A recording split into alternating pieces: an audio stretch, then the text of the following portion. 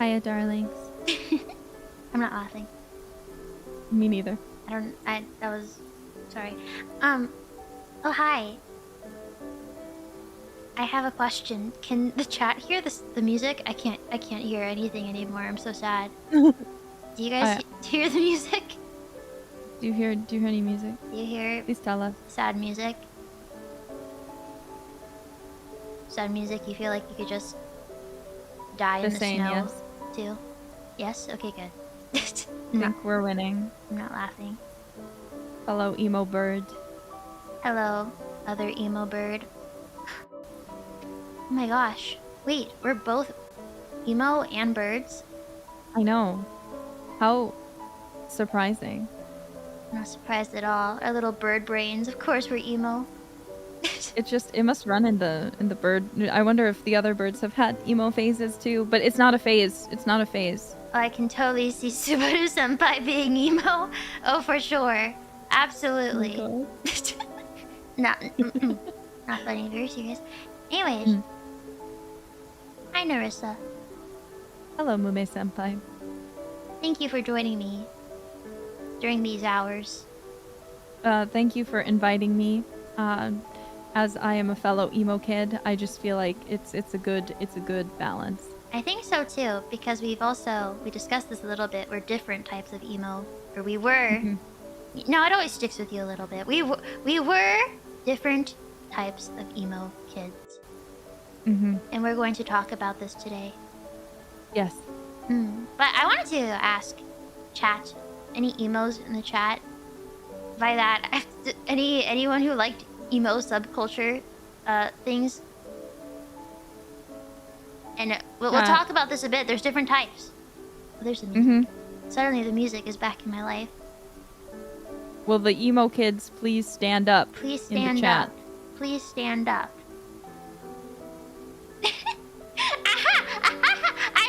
I see one of my people. Oh, I see one of your people. Oh. I see many people. Good. Yeah, what type of emo? What type? I think the way that you determine the type is based on the music that they listen to. I think. I'm pretty sure. Yeah, because the aesthetics are all different, but kind of have a vibe to them. Like there's goth, which is not emo. Then there's scene, which is not emo, and then there's emo, which takes things from both of those. I think emo's more broad. Yeah, emo is more broad. More variety. And I think you could say a scene kid is emo. Could you say a goth kid is emo though? That seems... I feel like yes and no. It depends how goth, you know? I feel like baby goth could be considered emo. But like it also feels too different at the same time. Yeah. Borderline? Anyways, right before the stream, we were taking a little look-see at the aesthetics.fandom webpage. #1 resource. This tells us the different types of emo, and we found where we belonged. I am... Actually, no, you go first. I'm emo pop. I'm sure we'll get into talking about our specific fashion. But most of my emo-ness came from the music I listened to, which consisted of MCR, Fall Out Boy, Panic at the Disco, Evanescence, and the like. Because, it was just like the song of my heart. It was the song my heart was singing. You know, yes. Mumei? Oh, I know. I know all so well. I also listened to a bit of those, although I didn't listen to Panic very much. I knew, like, one song. 2 songs. One I forgot the name of. The other is the gospel song. Everyone knows that one. Everyone knows the gospel song. But I did a little dabbling in listening to MCR. What else was there? Oh yeah, Fall Out Boy. F.O.B. F.O.B. Yes, I've seen the shirts. I've seen the band shirts. And of course you know Evanescence. Oh, of course, absolutely. Of course. Yeah, of course. I only know like 3 songs, but yes, they're dear to me. They truly bring out the emo. I believe I fall under Midwest emo. And this is based on style. My style choices, which were tie-dye tees, flannels, skinny jeans. Oh, you didn't even say what your style was. What was your style with emo? Pop emo. I was a hoodie kid. I don't know how else to describe it, but I was just a hoodie kid. I'd wear skinny jeans or leggings with like a really oversized hoodie. I've either a hoodie or a sweatshirt, but usually it was a hoodie, and it was this. I remember it was this mulberry kind of color, kind of similar to my eyes, my beautiful red wine eyes. And wine eyes. I purposely took. So it's oversized, right? I purposely took scissors and cut a thumb hole so I could have it pulled over like my hands. And then I would like cut and like draw on it, like to look like edgy, and like it had this kind of like black, I don't remember, this like black design on it that made it look kind of edgy. And I'd wear it. I'd wear different clothes underneath, obviously, but every single day I would leave the house with that hoodie. I don't even think my mom realized. But every day I would have that hoodie. I put the hood up and I'd be like, yeah, this is just me. I'm so misunderstood, man. Nobody gets me. I did very similar things. I didn't cut holes into the thumbs. I did not think to do that. I didn't draw on mine either because it was black. But I did draw on my shoes. That I did. I would draw my shoes, and I would wear the same hoodie every day. You know what they called me? What? You know what they called me, old Moom in school? They called me a shadow in a hoodie because I had very little presence. I was just kind of lurking in the background. That's a mean nickname. No, my friend told me that she when we became friends, she didn't see me that way anymore, but that's how I seem to appear to people. I was a quiet emo. No one noticed that I exist. I don't think anyone from that me. time of my life remembers who I am. Oh, absolutely, here too. All they would remember is she's the one that never spoke. Wait, I am remembered for one thing from my school time. Yes. So this is still in my emo phase, but all that emo music, I would go out, and I like to sing even then, right? So I would go on the swings and very loudly start singing. Crawling in my skin, you know? In my hoodie. And then I remember after my emo phase, it kind of passed. Someone was like, were you that girl? Were you that girl? And I was like,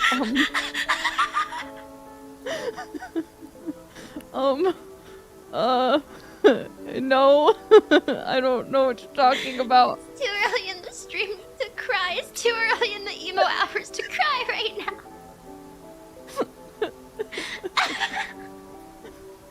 Yeah, we're not laughing, we're crying.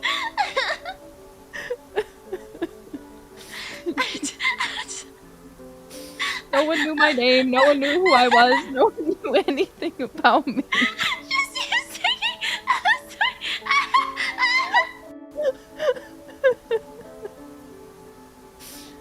Oh, yeah.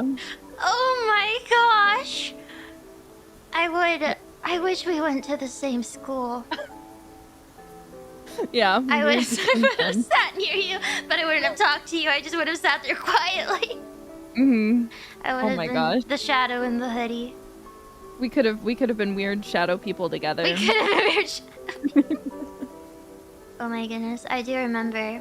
Before I fell silent, I was a nerd. I was a big nerd. I was a nerd who didn't realize the people around me weren't nerdy. Into the same nerd stuff.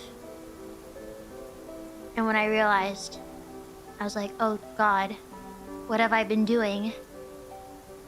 Why am I being such a nerd? And that's when you became emo. I became emo. What kind of nerd stuff? I need to know what sparked your emo phase. I really liked animals, and I liked science. Oh. Yeah, and I liked not rocks. Like anime. Not like anime stuff. Oh no, not Really. even not even that. That came later. No, I liked animals and I liked rocks, and I'd like to go around during recess and break rocks and look at the insides and Wait. collect the insides of the rocks. I have a rock question for you then. I probably don't know the answer, but yes. Well, I have a rock story. Did Oh. you ever... This is something I did. When I was really, really young, I had this, like, transparent purse, and I found this rock that looked like a dinosaur egg. And I was convinced it was a real dinosaur egg. So I kept it for many years in this little purse that I had, waiting for it to hatch. Did you ever do that with rocks? No, Oh, I didn't do that. okay. I'm alone, I see. But so you broke them open and then you take the innards of the rock Well, and they collect like split it. in half, and you know the inside has like crystals and stuff. Oh, so you're breaking open like geodes and stuff. Like I don't know, my playground had like little rocks, you know. So I get a big rock and I'd smash the rocks. Did you ever get yelled at for that? No, I see. it was fine. But you see, I started it. Well, I did it with a friend, but then that friend moved. And then She- you were alone. And I was alone. I had no one to crush rocks with, I see. so I started doing it on my own.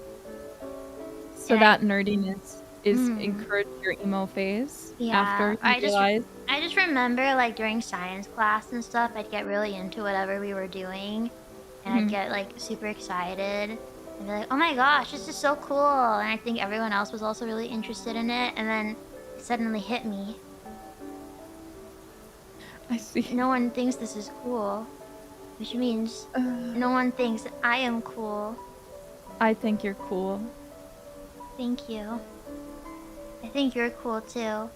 I think Thank you you. have such a big heart because you thought you found a dinosaur egg and you were like, oh no, it's going to hatch and be all by itself, and you kept it in your purse just in case.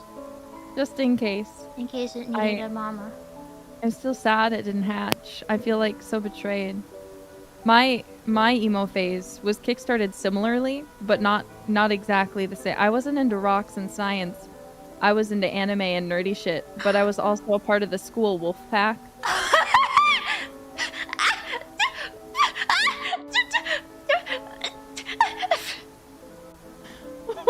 Go on. Go on. Well, I liked anime, right? I was really into like Naruto and stuff, right? But then like there was like 10 or so girls that had like a wolf pack at recess. So they'd go over by like the wood area by the school, and they'd be like, we're two different packs and I'm the alpha of this one. And then we would crawl around on all fours and chase each other. Thank you so much for telling this story. Every time I talk about being a kid and pretending I was an animal, people think I'm weird. People think it's weird. And I'm like, literally, so many girls did this? Is it a girl thing? Do guys not do this? What? Because, you It see, must be a girl thing. you see, before I realized that I wasn't cool. Okay, actually, no. Back when being a nerd, nerds didn't exist. What did you say? When you're so young that, like, you don't have that, you know, label. There's no label. It's just like, oh, she likes whatever, right? And everyone had their own thing. Oh, she likes ballet. Yeah. Oh, she's the one that likes to draw. She's the one that likes horses. Yes? Yeah. You see, I was also part of a similar group. However, they were not wolves. They were all different types of animals. I see. It was like I don't know what it was. What was it? What were you? We were like a what were zoo. you? I think it was a cheetah. Did you run really fast? I ran so fast. I'm so proud. I was so fast. Yes, I was. We were all predators of some sort. And it was like a pack. So you were a hunting group. Yeah, a hunting group of some sort. Yours is your eyes. I'm gonna cry. Why? Do you feel? I feel seen You for the feel first time seen? in my life. No, I used Every- to. I loved it. Okay, now I Nerissa, because I want you to feel seen, I will share this story that I don't like to share because of what the chat says when I share these types of stories. I'm here to be supportive. But because you're here, I will tell you. I really did have a friend. I promise it was a friend. It wasn't me. I had a friend, and she had an obstacle course meant for children who wanted to pretend they were horses. Okay. And I used to go to her house. She had a very lovely home and a very lovely yard. I bet. And she was a horse girl. She was the horse girl. One of the horse girls. There were like 3 horse girls in my school, and we used to pretend we were horses. Playing on Look, the there's obstacle nothing. course. I would have been there so fucking fast. I know. I know you would have been there. There was a horse girl at my school too, and I mean like supreme horse girl. All she literally talked about was horses, and she would always every single day have a different horse shirt. That is a horse girl. That is a horse girl. She rode horses too. Yes, that is a horse girl. My friend rode horses. She had a horse. Her parents had money and had a horse for her. She was like 6. I'm jealous. That's not fair. Well, if I found out that my horse girl had a fucking horse girl obstacle course, I would have fucking been there so quickly to go like do what was it even like? Probably like you jump. You do little jumps. You have like your or even wait, sometimes we were horses, but she also had a bunch of those like, you know, what do you call them? The stick horses? yeah. I forgot exactly what they're called. Yeah, she had a bunch of those. She had like an entire like barn in her room. Dude, I would have been there so fucking fast. What people? Why would people even think that's a bad thing? It's not a bad thing. They just think that I'm a horse girl because I played with my friend who was a horse girl. What's wrong with being a horse girl? There is nothing wrong with it. I'm just not a horse girl. She's not a horse girl. She's an owl girl. Get it right. I'm a what girl? You're an owl. I am an owl. Thank you. An owl girl. I am an owl girl. She sits in a tree at night and goes hoo hoo hoo. I do. I hoo and I hoo. Although I think I would have preferred being in a wolf pack. There was no wolf pack in my area. No, it felt so real. I really thought I was in a wolf pack, man. Like I was like, there's a wolf inside of me. One day I will turn into a wolf and run into the forest and live out my life as a wolf. That's beautiful. It's not too late. Yeah. I don't know. I feel like I'm already a raven, so maybe I don't need to be a wolf. I don't need to be in the forest. I can be in the sky. Okay, a raven, that's a pretty emo. Yeah. Animal. It is pretty emo. Like you think of like Teen Titans, you know? Oh my gosh. Oh my gosh. Raven is a vibe. Is she emo though, or she's more goth, isn't she? I don't know. I feel like to me, I always thought she was emo because she talks like this all the time, and she's like, Robin, you need to not do that. And she's like, guys, I can't do this. You guys are so annoying. You guys, my dad, he's gonna destroy the world. My dad's gonna destroy the world, and you're all going to be here and die, and it's all my fault. Guys.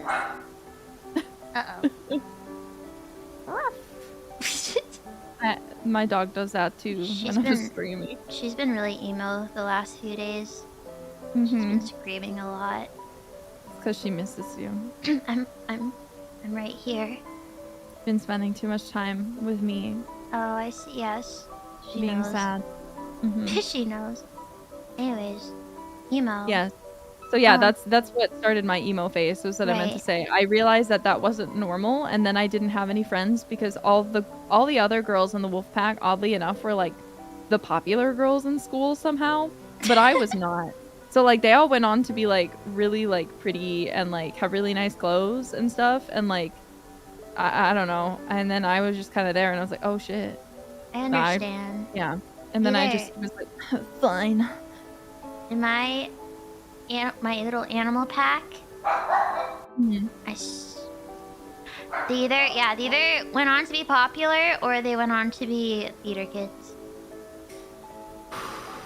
That's amazing. Mhm. What one did you end up to be? A theater kid, right? No, I was emo. After I was the emo pass. I was no, because very soon after that, I think at the time I was into musical theater, but then I got emo and I stopped. I became an emo theater kid. Oh my The gosh. truest subculture of the subculture. Oh my When I was in gosh. theater, I was normal and functioning and like very energetic and flamboyant. But when Mhm. I was just in regular school, it's like, don't look my direction. I'm too dark for this light world. Writing like emo poetry. You ever write an emo poem, Mumei? I used to. Okay, I wanted to write songs, Mm-hmm. but similar to when I wanted to write stories, I could never finish a single one. I just kept restarting and doing more and more, and I was self-aware, so Mm-hmm. I just ended up writing random lyrics. Amazing. Yes, I had the most random lyrics I thought were so deep that now I bet if I looked at them, I could be like, I totally just got that idea from this one song. This You is should- plagiarized. I'm pretty You sure. should- It's okay. It's okay. You should just like take it and like rewrite it now and make it your own. I should. I wish I could find my old journals. I had an old journal. I wrote stories with my sister about our OCs. You had a Am I- sister to write about OCs with? Yeah. No, she actually was she was emo scene, like that variant. She would like wear the hats with like the safety pins in them. Yeah, this is my pink sister. I'm so jealous. Yeah, hers was like her OC's name was Alice, and she was Oh like my gosh, of course it was named Alice. she had black hair and was like super emo aesthetic. She's like, I'm Alice. And then mine was a vampire named Kyuketsuki. Oh which my I god. think literally means vampire. And her Oh my god. her whole thing was that she'd walk around and go into a trance and just go flood, flood, flood. And I thought that was so edgy and deep. That is edgy and deep. Mm-hmm. Oh my goodness. I I didn't have friends to make OCs with. So We could make OCs together. We could. I wonder what they'd be like now. Back then, though, I gave them the most depressing backstory possible. They have to. They have to have it. They had to have the most messed up stories. Because how else was I supposed to make them interesting? Mm-hmm. Exactly. Exactly. Mm-hmm. Man. The way it should be. Yeah. You know, I did that even before I got into, like, emo stuff, though. Like, as a child, I drew really messed up things. Like, I mostly drew animals, but I watched too much Animal Planet. So I would draw, like, animals being hunted and killed. And oh my god. I believe I've talked about this one drawing I do remember quite well. Of a group of penguins, I believe, that had to line up to sacrifice their chicks to this like giant albatross that would eat the babies, and I drew the bird, like I drew it eating them, like, you know, munching, chew chew chew. Oh my god. And this would have probably been inspired by one of the many penguin movies that came out. Happy Feet. Like Happy Feet and Surf's Up and March of the Penguins. That's Mhm. beautiful, actually. And That's so... this was a time where I was not emo. It just You just had a morbid desire. I guess so. I didn't think anything of it. I didn't think, wow, this is messed up. You were having a good time. That's what matters, Mumei. I love drawing injured characters too. Like they just got out of big fights and stuff. I can't blame you. I like to... My OCs were mostly Naruto OCs. Oh, So it was like my Sakura self-insert. I'd like erase her from the story and I would become Sakura's role. Except like, you know... Wait. Oh right. I think I know the answer. You're You like Sasuke? Or no, that's you a like... difficult. That's a Wait, difficult question. wait. If we're talking, Who's your... the moment Rock Lee. Rock Lee is my Right, it was husband. Rock Lee. It was Rock Lee. I'm so Mhm. sorry. I But just... no. If you're talking about which of the Uchiha brothers is my favorite, and that I Oh. definitely had a huge crush on, it is Itachi, actually. Oh, I see, I see. Sasuke I liked at first until I met Rock Lee, but then I met Rock Lee, and then I loved him, and then I met Itachi, and then I was like, okay, I still like Rock Lee best, but this guy, he's got something going on. I don't know what it is, but... Is that actually kind of normal for emo/goth to, you know, cling on to the happy, outgoing character despite Maybe. being emo themselves? Who's your favorite? Did you like Sasuke? I didn't watch Naruto, but I am Moomsuke. So, then yeah, Sasuke is your favorite. I see. I relate. I relate to Moomsuke. I am Sasuke.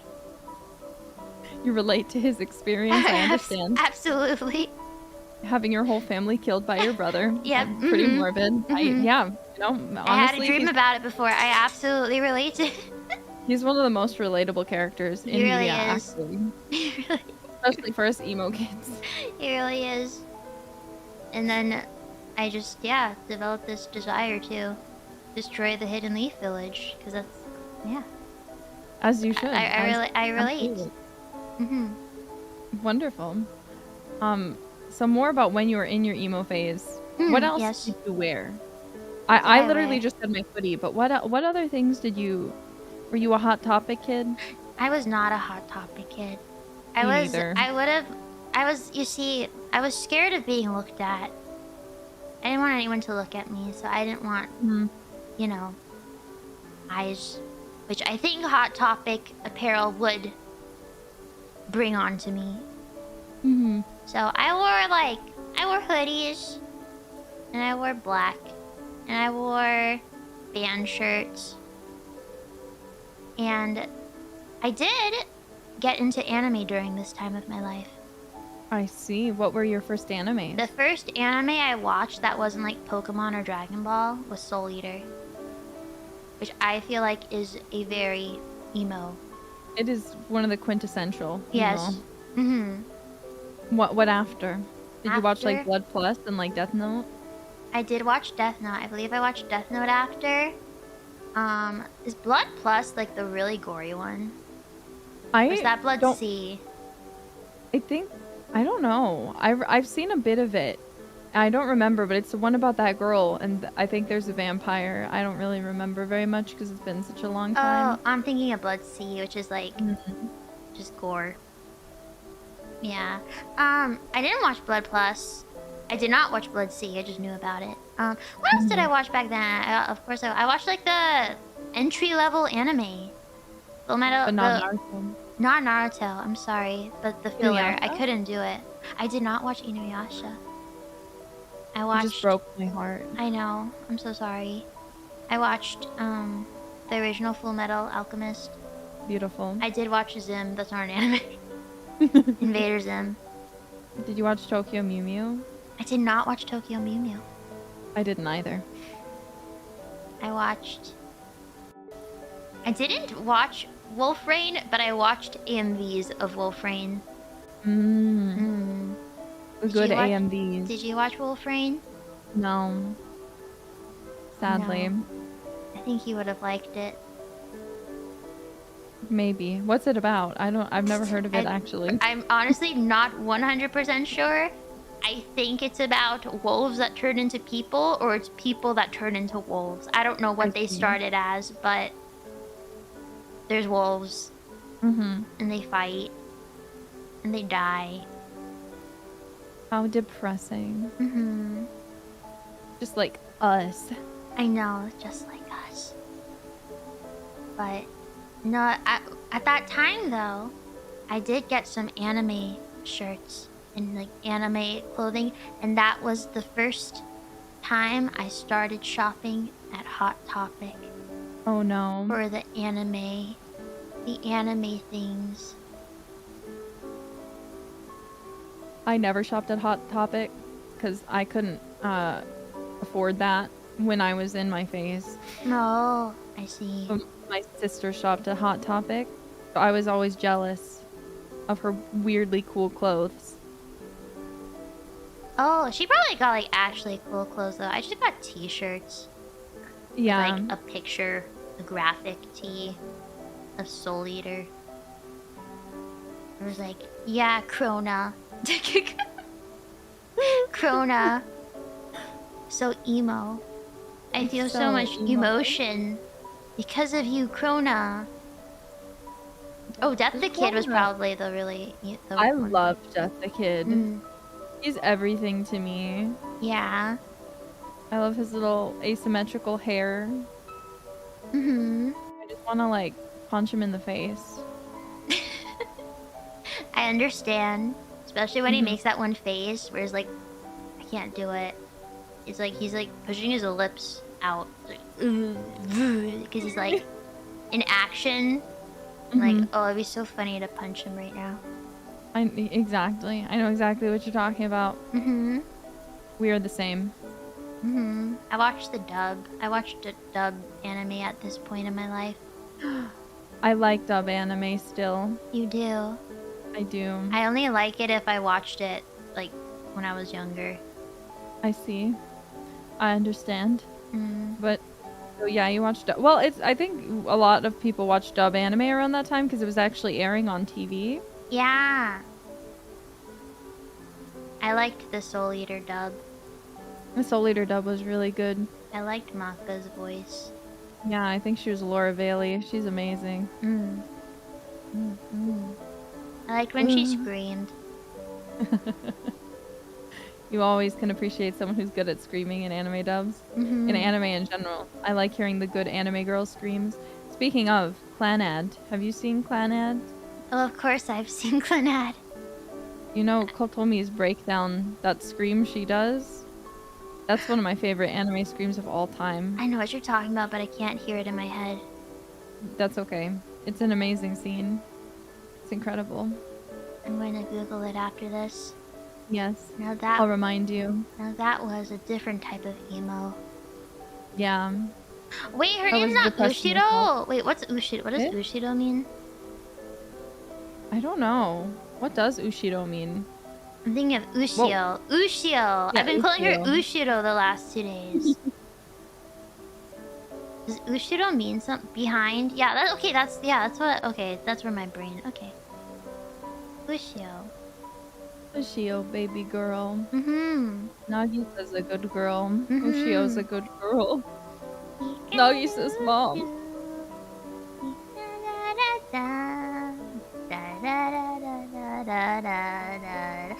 The music's so sad. I love the music. It's a different type of emo music, isn't it? It is. It feels sad, feels bad. You like go to it to get sad feelings, like intentionally. Yeah, you know? If you need to cry, but you're just not crying over what you need to cry about, just watch Clanad. Yeah, it'll make you emotional. Help you get it out of your system.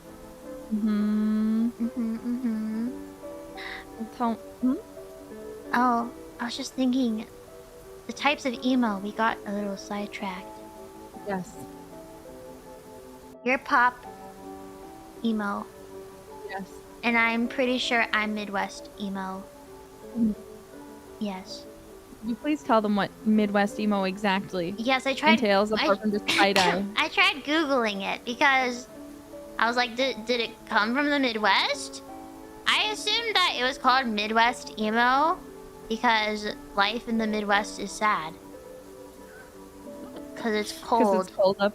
It's cold up in the Midwest. Yeah. There's snow all the time. There's snow. And, you know, Ohio. I'm sorry. Ohio is just cornfields. Ohio's different. Ohio, I don't even think people live in Ohio. It's just corn. Just corn. Anyways, I assume that's why it was called Midwest emo. But a little Google search tells me that the name originated in the 80s to the 90s. And that it was popular among the Midwestern folk. and from there it spread. But I can understand. I think with like specifically, I associate flannel with the Midwest. You know, flannel is a very Midwestern aesthetic. So I can see how if emo people are wearing that, they'd be considered Midwest emo, because if you're going looking like Paul Bunyan, you know, to like school, but like an emo Paul Bunyan, then yeah, yes, you might look a little. Yes, you got your tie-dye tee, your flannel, your skinny jeans, your beanie, and your slice of pizza. And that's it, your Midwest emo. Slice of pizza? Wait a minute. Your slice of pizza. And you go, and you walk around, and you go, I hate this town. This town sucks. Man, I can't wait till we're old enough to get out of this town. I'm ready to leave this town. Wait, this yeah, town that will is always very... be home to me. That is very Midwestern, actually. You just actually, that's quintessential Midwest. Okay, I think we solved it then, because a lot of Midwest emo songs say this town. This city. It's usually this town, though. You're always trying to get out of the Midwestern You're town. trying to get out of this town. Trying to get out of this town, go somewhere big, somewhere important. But then you're like, you know, you miss the small place that you grew up in. It's pinnacle. I understand. That was you. I just really liked them yelling at me. I loved the yelling that is in Midwest emo, because it's not quite screamo. I didn't get into screamo until later. It was a bit too intense for me. I just really liked the anger in the voices, because they're so angry. The anger is nice in music like that. They're so mad. And oh my goodness. And they're mad about things that just do not relate to me at all. Like what? Okay, I'll give you an example. One of my favorite bands to listen to was a band called The Story So Far. And in most of their songs, the main singer, he's really mad at like an ex-girlfriend. Yeah. And he's like, you're the worst person to ever walk this planet. Like, wow. He writes the most insane lines of just like, you are just the worst thing to ever exist. But he writes it beautifully, and he yells it. He's so angry. That's amazing, actually. I think I love that. Oh, I love it. Me too. But there's other... That's great. What are the other ones that... I feel like most of the story so far is like about people that they hate. I didn't really hate anybody. I just like listening to their hatred. Do you know Set It Off? They have like one song that I feel like everybody knows, which is Wolf in Sheep's Clothing. This sounds... I think if I listen to it, that title's really familiar. Have any soul. No way, by the way. What the hell are morals? Jack, be nimble. Jack, be quick. Yes, Jill's... Yeah. Sounds familiar, yeah? Yes, it is familiar. Okay, perfect. Why? I feel like, does that count as emo music? I need to listen to it. Does it make you feel emo? Yes. I feel like I feel like I'd have my hair, like my bangs grown longer and like covering my eye and be like, you know, like looking like really like this, you know, I'd be like, oh yeah, it's flipping my hair and being like, yeah, this really says everything about me. It really tells me all about the world. This is my life, you know. I see. Then I absolutely think it should qualify as emo. Okay, perfect. I'm so glad. That was some more emo music than I had. I also, a lot of the songs I listen to will talk about like I'm trying to think of what's the common theme here. Common theme is being really mad at, you know, ex-friends or like boyfriend, girlfriend.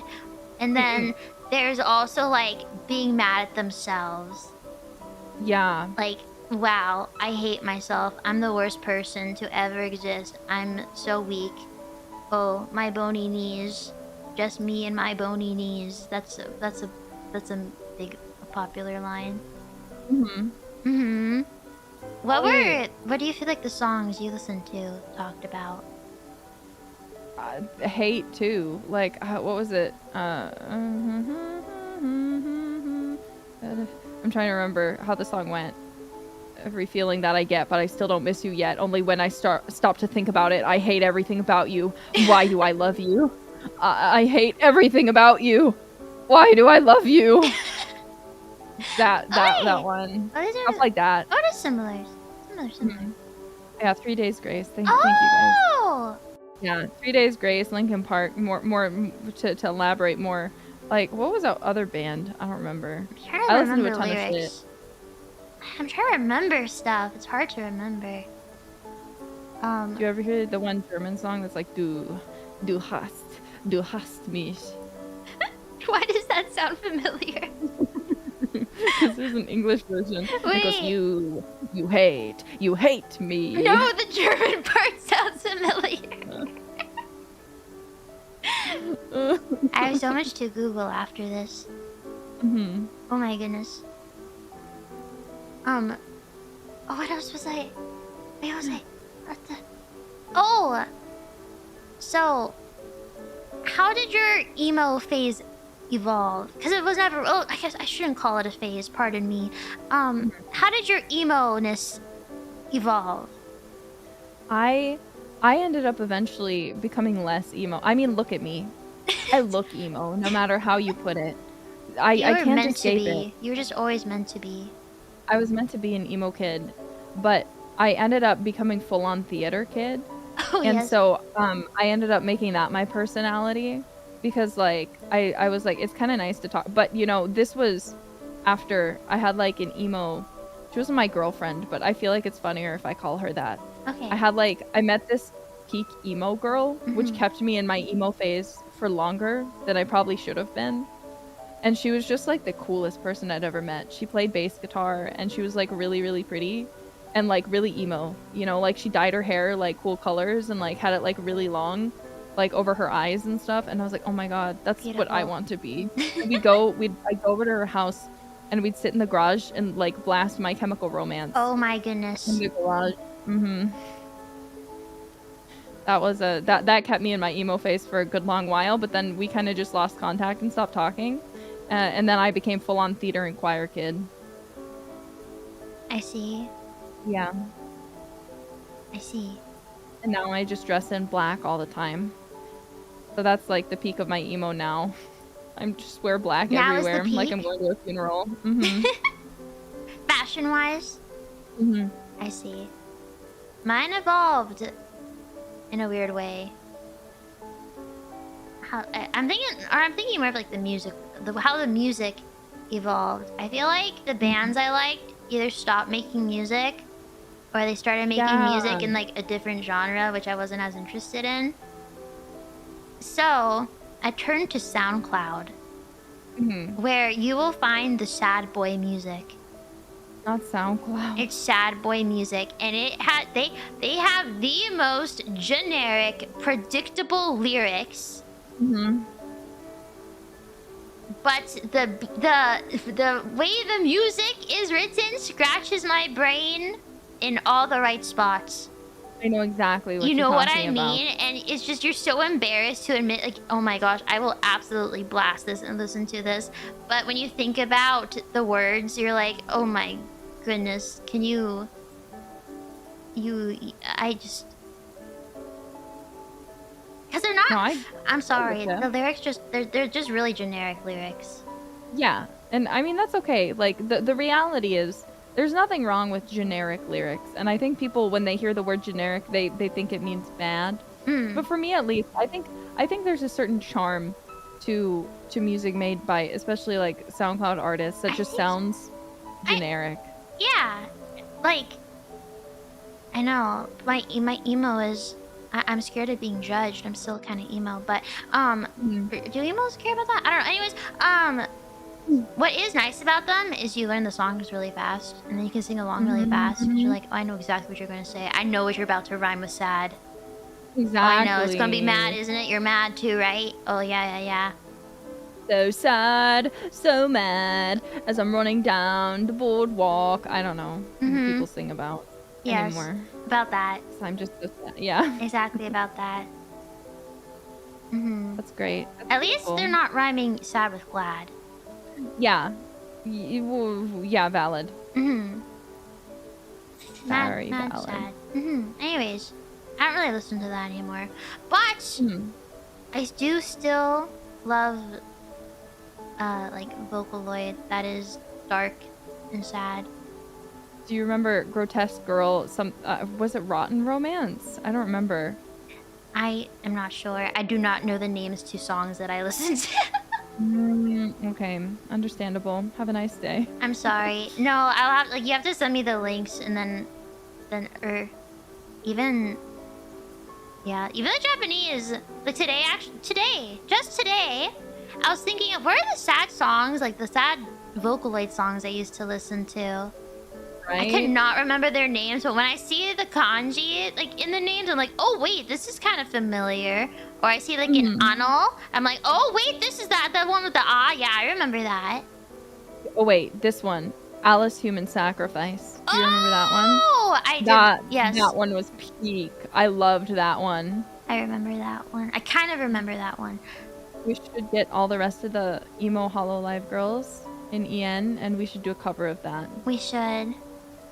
I'm down. I really want to Sure. sing so many emo songs. But then part of me is like, oh shoot. If I sing emo songs, people are gonna think, oh, why is she so sad? Mm-hmm. I'm not. I just love feeling that way, you know? I just love it. It's Mm-hmm. addicting. Sadness understand. is an addiction. I'm just kidding. I'm not. But that's not what this is. No, I love like the super gritty, angry, sad Vocaloid now. And then I love when there's covers Same. too. It just brings a whole nother level. They're like screaming. I'm like, oh yeah, you scream that. Mm-hmm. Mm-hmm. I love especially old emo Vocaloid music because like that shit was so peak, man. Mm-hmm. Man, where did the days go? I know, right? So Where it's did like the hours go?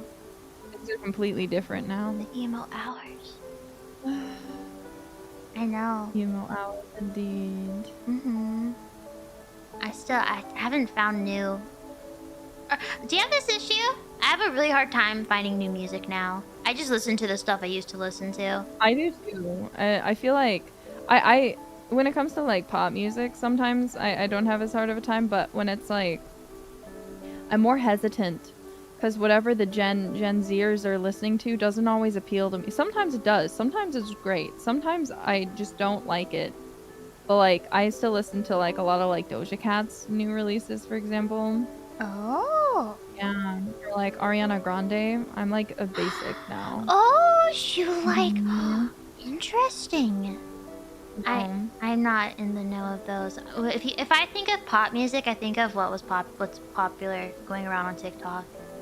Mhm. So I don't even know the songs. I just know 30 seconds of the songs. Right. Like Billie Eilish songs, I know the 30 seconds of of whatever. I don't even know the names. Hmm. But really, I guess is that email?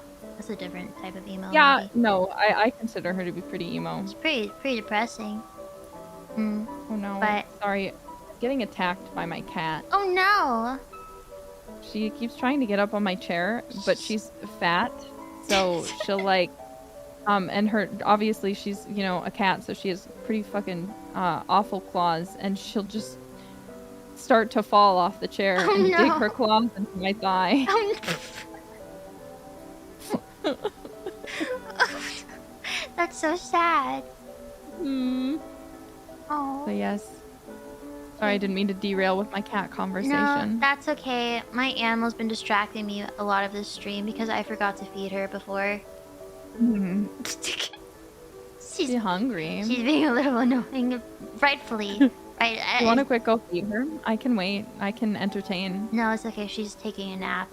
She Okay. tired herself out from baking. Good. She had a little snack earlier. She's fine. Anyways, Music. music. These days, it's hard to find music. It is, and but when I listen to the music I used to listen to, it's not because I'm like, gosh, this is so good. It's more, oh, this brings me back. Oh, Yeah. familiar tunes. Exactly. I just can't get into like new stuff. It's really hard for me. I'll teach you. I'll teach you how to get into some of the songs that are popular these days. The popular songs. Mhm. I'm gonna be popular. Popular. Theater, my theater child. I'm not laughing. Same brain. Mhm. He not Popular. laughing. He's gonna be popular. I'll teach you the proper poise when you talk to boys, or the ways to flirt with them.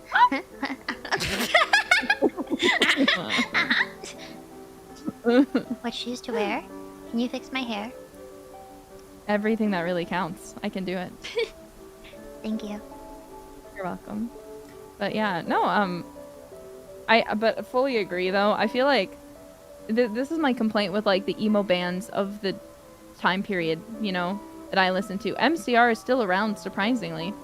I thought And they broke up, but right, they broke up and they got back together. Mhm. Oh, right. And then Fall Out Boy doesn't make the same. Their music is still good, but it's not the same. same. It's not the same. Same with Panic. I mean, it's been just the Brendan Urie show for a long time. I've heard such But, like, things. Their Actually, I heard their from you. first- I heard such things from you Yeah. before. I just realized that it's from you.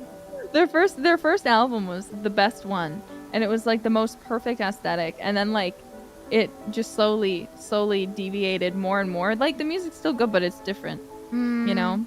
So like I miss like that era of emo music. I think a lot of bands just kind of turned to become more appealing to mainstream. Like, Yeah. even my like favorite band from the time, I still like their music that they've made in recent years, but it's definitely different. But like another band I liked called Turnover, like if you listen to what they produce now to what they produced back to when I listened to them, it's like they're totally different genres. Or what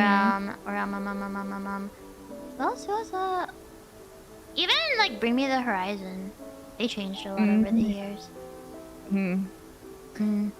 Oh, to be young again and have Oh, access to- to the music of the time. Oh, to be young.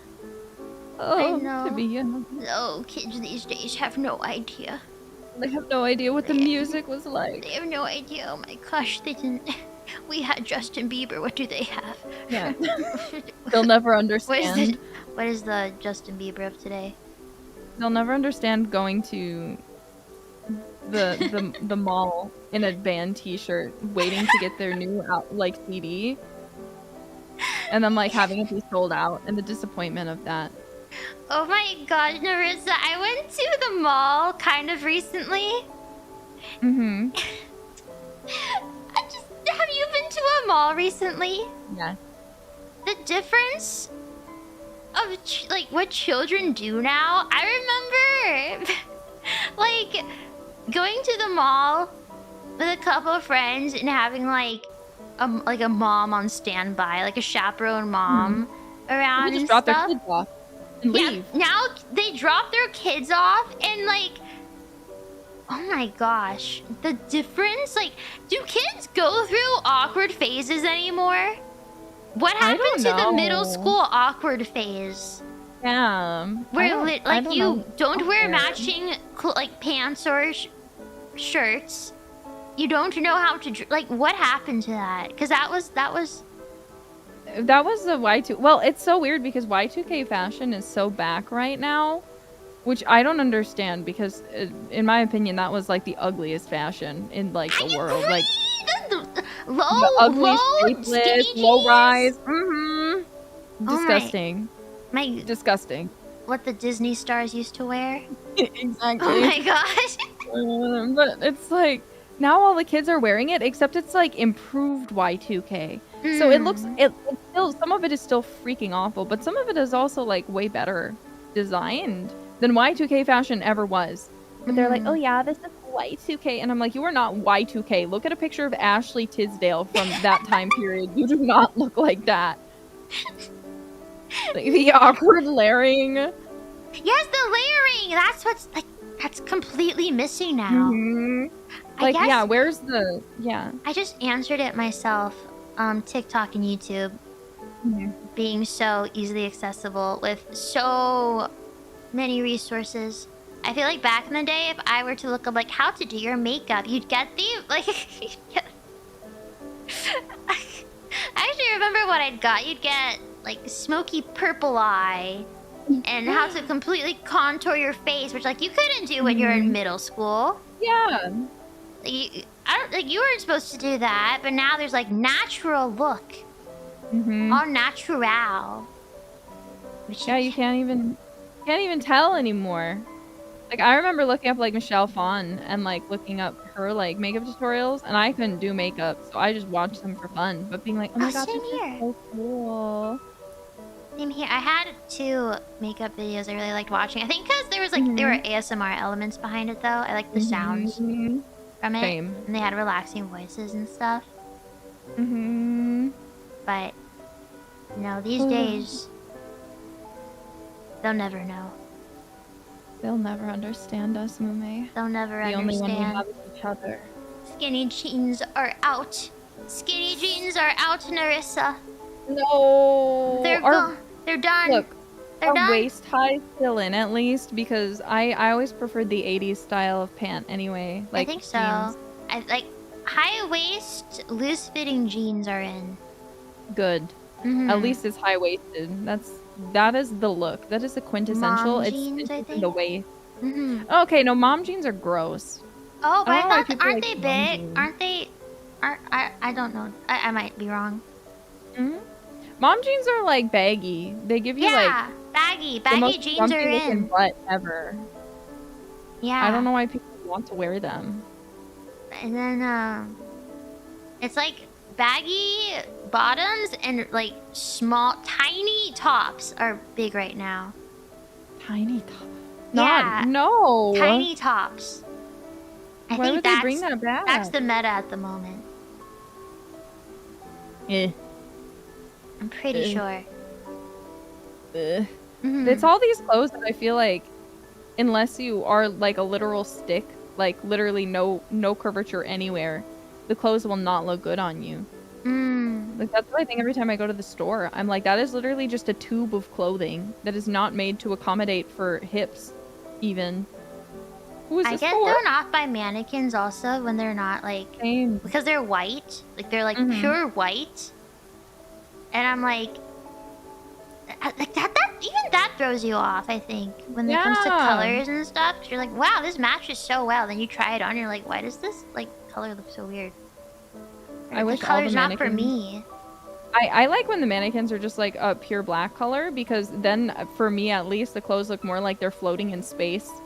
You know? That's a good point. Yeah, it's easier to imagine them not being on anything, but I also understand you want the mannequin to stick out, and white is a nice color that always sticks out when it's pure blinding fucking white. So they just do that instead.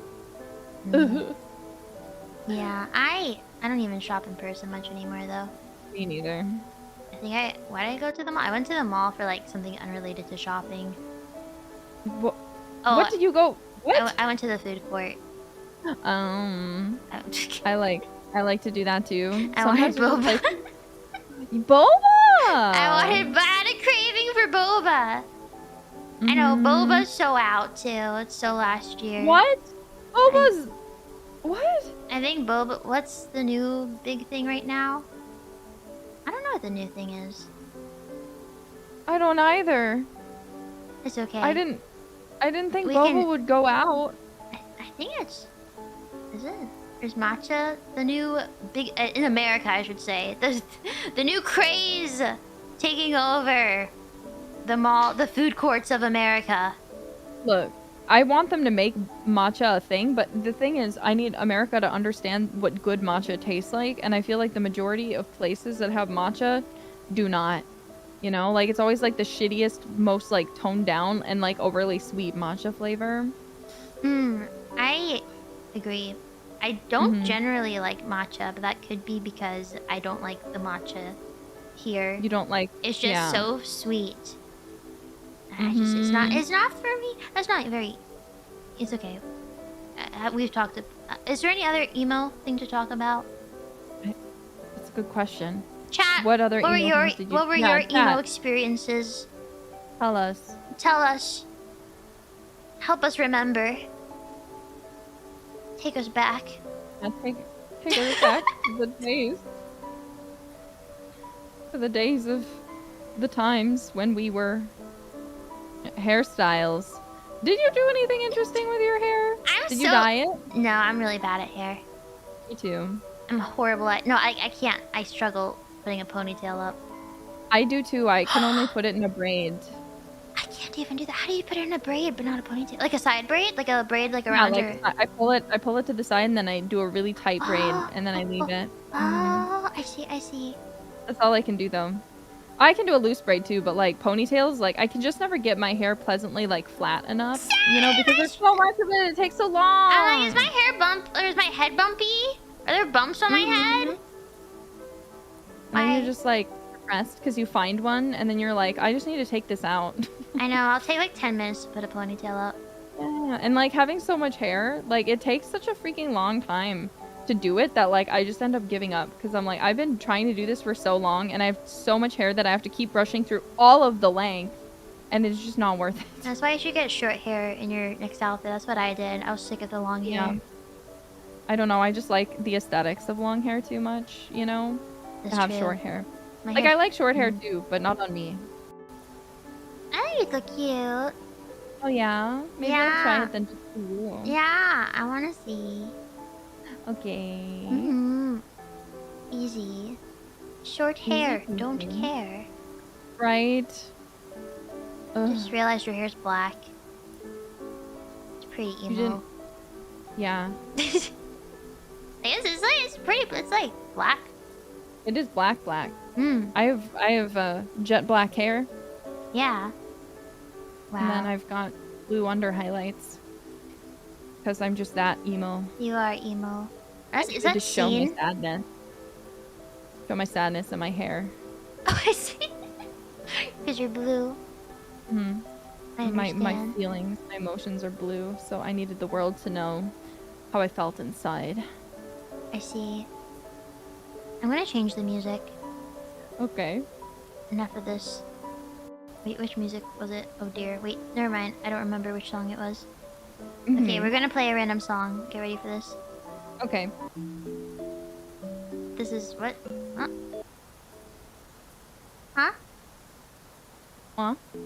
I don't know. My audio's been weird this whole stream. I don't. Is it something different for you guys? I don't know, Nerissa. I don't know either. Oh, I don't know anything. Okay, I don't know what OBS is doing. It's making me feel things. Nerissa, it's making me feel things.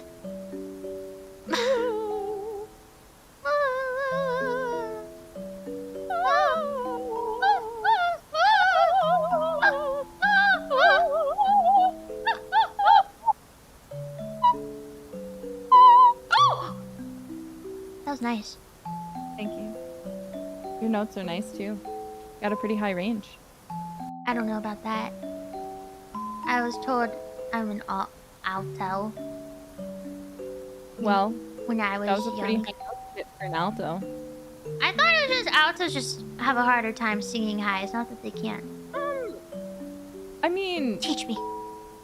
Okay, I'll teach you anything you want to know. What is an alto? What am I? An alto is someone with a lower range. Some altos can sing pretty high, but the thing is it'll get like breathier or like harder, and there'll eventually be usually a cutoff point where they just can't sing that note. They can train and usually try to extend their range, but like for me, I'm a sop 1, aka a soprano, And so when I try to go low, I have a cutoff of just I can't go any lower. I just can't fucking do it, man. How low can you go? Oh, there. That seems pretty low. It's not. It's not? No.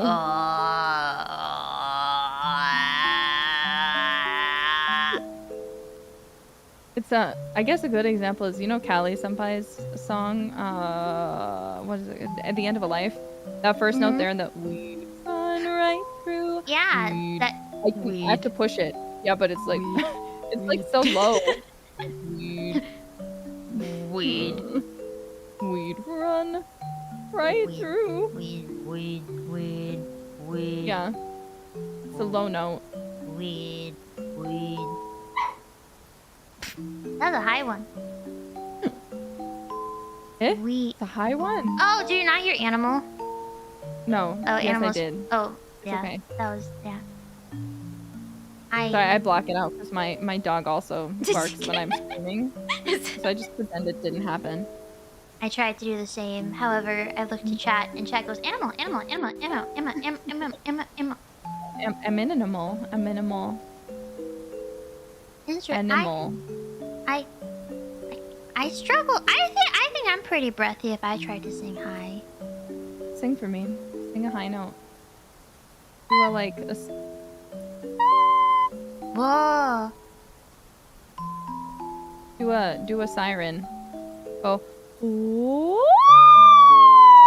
I have to cough. Hold on.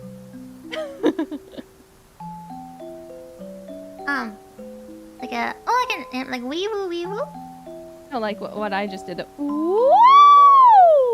Ooh. You're cute.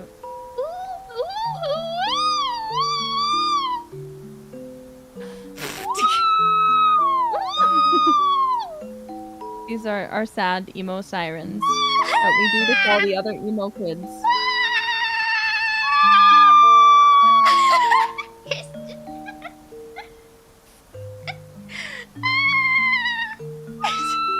Whoa!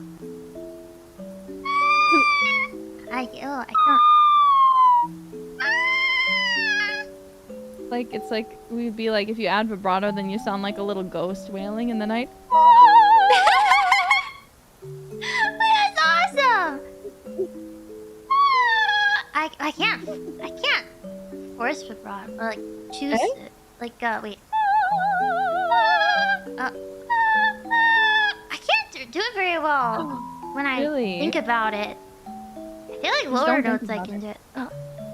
Oh, yeah. Do a lower. Ooh. No, I'm self-conscious about it, and I'm like going like ooh.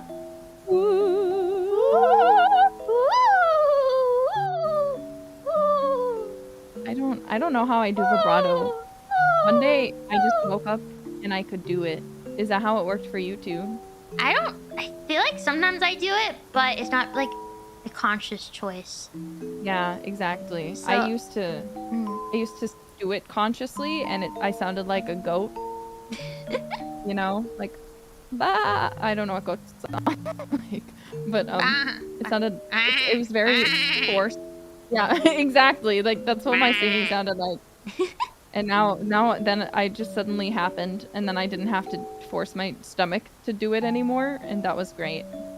You forced your stomach.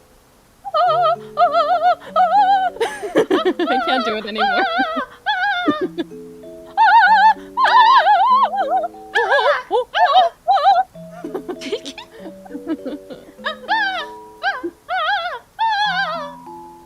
Exactly. Or like some people like hit their larynx, you know, like to make the vibrato sound. They're like, yeah, that.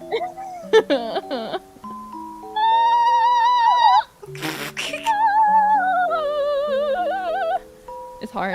I don't know how people do it. Oh, have you ever seen the voice actor for SpongeBob do his laugh? Yeah. Yeah, he has to like slap his larynx. Yeah, I don't know how he does like that. Tugs it up and crazy. down. He's crazy. Mm-hmm. I love that shit. Mm-hmm. Did you ever watch Adventure Time? Yes. I would sing the opening right now, but I don't know if we can. Adventure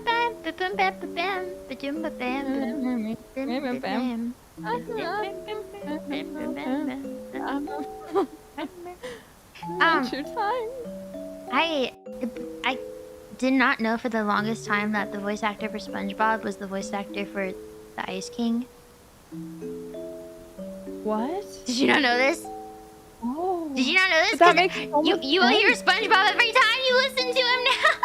Why would you do that to me? Because it's mind blowing.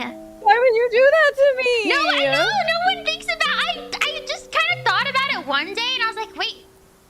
He kind of sounds like SpongeBob. I looked it up. Oh my god. Yeah. How did I never notice? Okay, to be fair, I didn't watch a lot of Adventure Time. But yeah, now knowing that, he does sound You hear it now. exactly like SpongeBob. Mm-hmm. Like a weird SpongeBob. A weird, crazy SpongeBob. That's Incredible. wow. I can't. But yeah, no, I didn't really have anyone to watch Adventure Time with. And one thing, tell me, when you were watching cartoons growing up, did you hate that they would always just air out of order? So like, there's a story to them. Yes. And you know there's a story, but it would just like air like, this is episode 3, and this is episode 300, and I'd be like, what? Oh, you mean like within like the 2-hour span they'd have that show? It'd be like Adventure Time at yeah, and it would just what be would like they even the most say? random. Yeah, they'd be. No. I feel like what they would do with reruns is like it'd usually just be like, oh, random episodes. Like, but like those would. Sometimes they'd be. Actually, I don't remember now. But yeah, I know what you mean. Yeah, that killed me. But with Adventure, I've been wanting to rewatch it because I never fully finished it. Same. And I need to rewatch it too. It becomes way more like story driven, especially later on. So I was like, oh, I should rewatch it. But all like the first seasons, there's no story, or like it's just random, which is how a lot of cartoons are. I started watching it once with a friend. I'd go over to her house and we'd have sleepovers, and she'd just turn on Adventure Time and she would pass out, but I would be watching, and I wanted to desperately get to the story, you know, but I couldn't seem to, because like the first few seasons, as you said, are just no story at all. Silliness, just little adventures. But I'm like, I need to know what the hell the Mushroom War is. Like, what the fuck? Like, I need some context. What's going on? I know, it gets crazy. Crazy layers. But I need to. Maybe we should. You wanna watch it? We should plan a watch along together, and then we can just like talk, like message each other and be like, "Yo." I'll watch it. I never really had like people who would watch the same stuff I wanted to watch when I was younger, because I was like the only person who liked anime, and I kept it to myself. Otherwise, I'd be like an outcast, and then I became an outcast anyway, but it's fine. Yeah. But I still didn't talk about anime, and people are like, oh, cartoons? Like, cartoons are for babies. Right. Or like, and I'm like, oh, okay, then, oh, okay. Like, Teen Titans, I really liked. I really liked Avatar: The Last Airbender. Same. But people were like, oh, those are animes, and animes are weird. Yeah, I remember getting bullied for liking anime, man. I was bullied for liking Avatar: The Last Airbender. Who would bully someone for liking Avatar? Avatar is like a freaking amazing. People who never watched it and didn't. I truly have no idea. And it wasn't just like one person. Like it was like, I remember like like an entire class being like, "What the heck? That's so weird." And just say like, I don't watch it seriously. I was just curious what it was, and I just watched like an episode, and it was. Even at a young age, I was shameless. My mom actually told me, because I was getting bullied so bad, she's like, maybe don't talk about anime at school anymore, honey.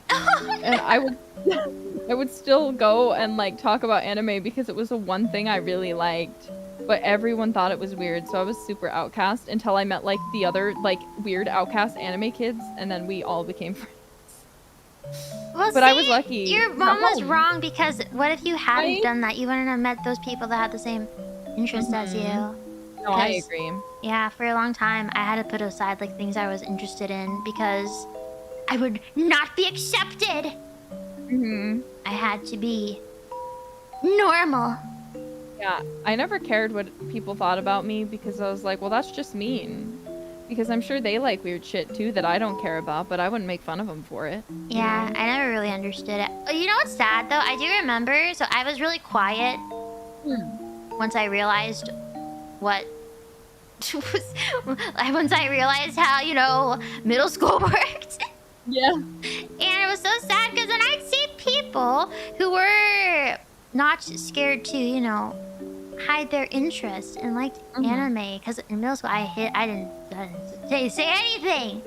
And I remember there were like a couple people in my grade who were just like completely outcast. Because they like people were like, oh, they're so weird. Gosh, they're so creepy.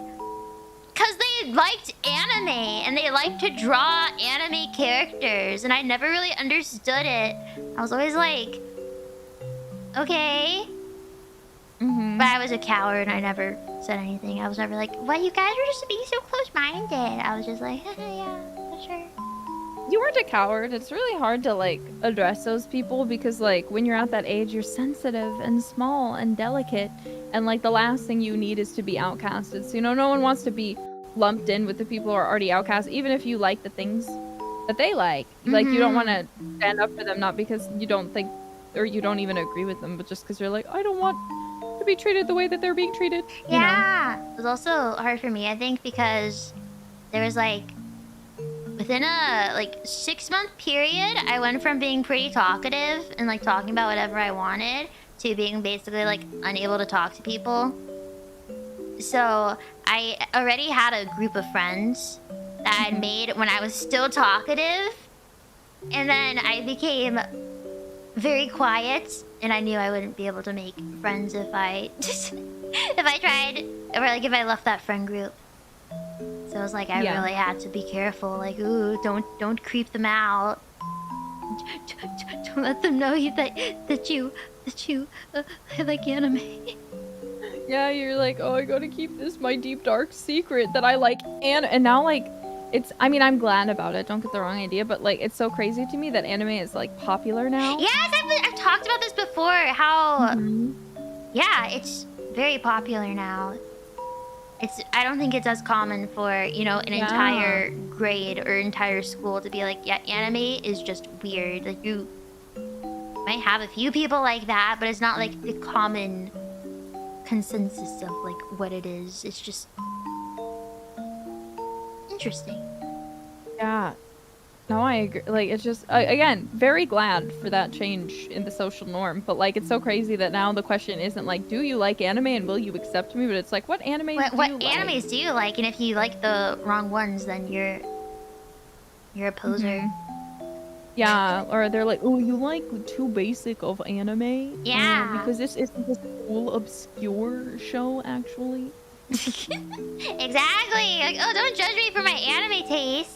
For what I've watched, but also I'm trying to figure out what is the modern day anime, something that's not accepted now that will become more accepted later.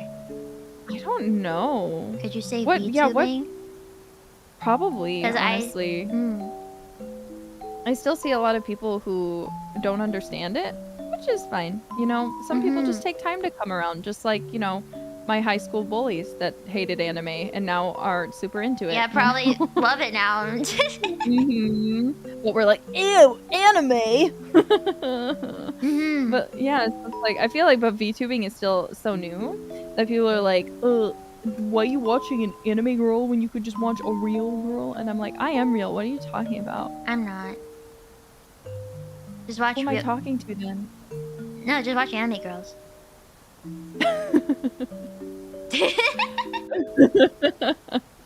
You see? I see. I understand. I'm sorry. I sound too happy. I sound too happy for emo hours. Let me just tone it down a little bit. It's okay. Think of sad thoughts. Just think of sad thoughts. Think sad things like, I don't know, Mumei not liking me anymore. That'd be so sad. No, don't think that. That'd be so sad, man. No, then that'll make things awkward. No, don't think that. Mumei. Okay. is impossible for me to ever not like you because now I know that you were once in a wolf pack. It's just impossible. It's impossible for me to have any negative feelings about you so now. glad. Knowing that you were in an animal pack is just so wild to me They were because I long thought lost animal sisters. exactly. You were a cheetah and I was a wolf.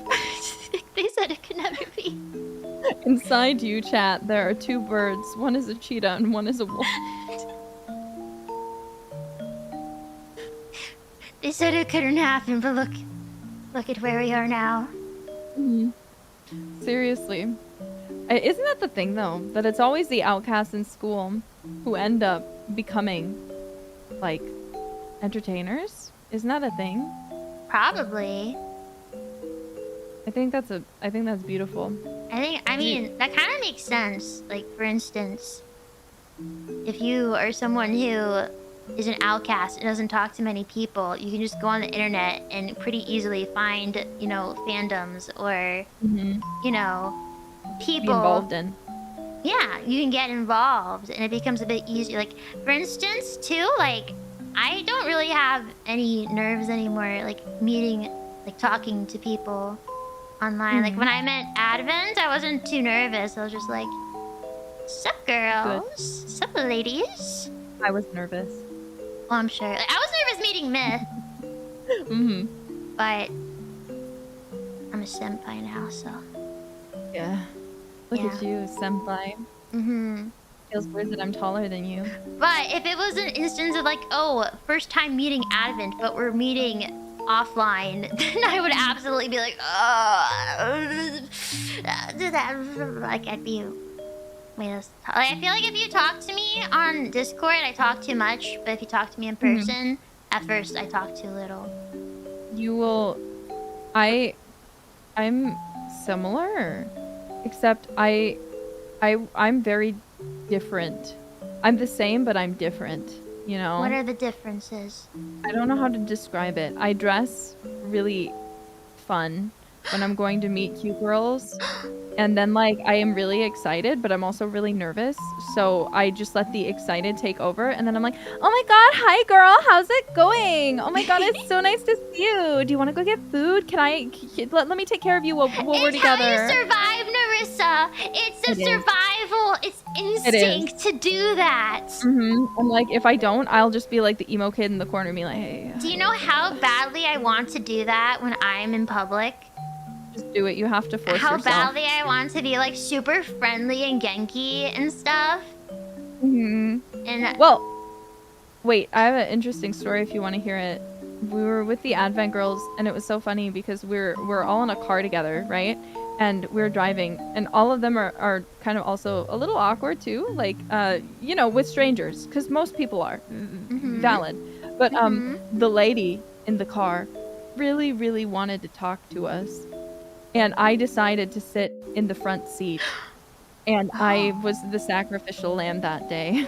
So the whole time this very talkative lady is like, oh my god, what brings you here? What are you guys doing? Are you guys all best friends? Oh my god, that's so cute. And I was like, yeah, oh my god, yeah, we're really great friends. We came out of the cell together, you know, we just broke out actually. So thank you for being our getaway driver. You know, and it was really funny because then they're like, and you call yourself an introvert after? And I was like, no, I am. I just took one for the team. No, I understand because sometimes, like, for me in group projects, if I don't have to like talk much, then I absolutely won't. But I have been so unlucky and with the most incompetent people in recent years of group projects that I have to take the lead, and like it feels so weird for me to do that. To be like the main person talking and organizing stuff. But inside I'm dying. Right. I'm like, oh god. But no, I'm kind of sad because I feel like I had gotten better at doing what you do. You know? Maybe not the same type of energy, but at least, you know, being able to converse without it being too awkward.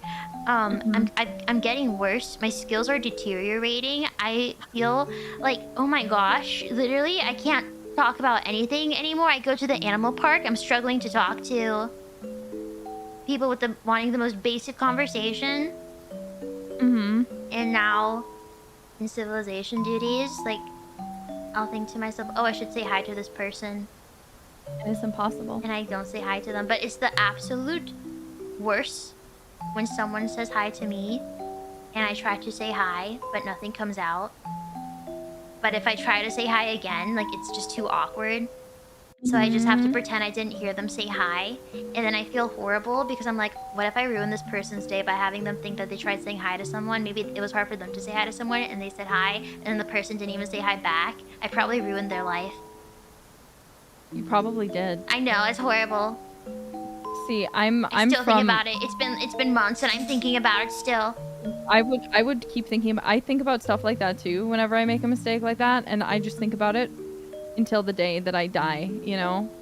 Like, I just am like, that is one of my failures. I think But- I'm still thinking, I'm just still there's things I still think about too where I'm like, oh my gosh, if I just replied properly, I probably wouldn't have traumatized this person. And You know. meanwhile, they probably completely forgotten about it. You're the only one thinking about it. I know that is most likely Ugh. what happens. But you know what it does though? It makes me think, okay, what if, you know, because what's the worst thing that could happen if you say hi to someone and they don't say hi back? Yeah. Well, Nothing. or like they won't say hi. I'm stuck in my feels. Okay, no, like what am I trying to say? Wait, hold on. The pieces, they're a bit scattered right now. Hold on a second. Oh shoot, I'm losing it. Nerissa, I told you, I can't talk anymore. Nerissa, wait. What am I trying to say? Oh no. I understand, don't worry. It's something to keep in mind if someone doesn't say hi back to you. Maybe they were trying to and they just weren't able to, and they're thinking about it too. I always assume that they didn't hear me, and it makes me feel better. Like, maybe they didn't hear it. Yeah. Maybe they didn't hear it. I do wave and smile at strangers, though. Like, Oh my god, I tried to, but it's so awkward. I think it's a conditioning thing, because it's just a thing that, like, happens where I live. Like, people will just, like, smile and wave at you, even if they're a stranger. So, like, you know, you'll be in your car and someone will, like, cross the street and you'll, like, you know, stop for them because you were literally supposed to by law. And then they'll smile and wave at you and then, like, quickly make their way across the street, you know. Yes. It's just manners. So you just go, hee hee, hi, have a good day. You know, like, yeah. Oh my goodness. Or, like, you see your neighbor on the sidewalk going for a walk, so you just smile at them, nod your head a little bit, and they do it back and give you a little wave, you know. Okay, my struggle is that there are definitely people I could pass by that will absolutely wave, say hi, smile, but then you have you'll have people who just don't look at you at all, like avoid eye contact, and then you also have people who will look at you but not smile. I hate They probably that. look at you because you're looking at them, because what I do is I'm like, literally, I'll see someone, I know I'm about to cross paths with them, it'll be a mile away. And I'll be like, alright, I have to prep myself. I'm gonna, like, kind of scope them out. I'm gonna take a few glances at them, look at the ground. Look a little glance, look at the ground. Are they looking at me? Are they going to say hi?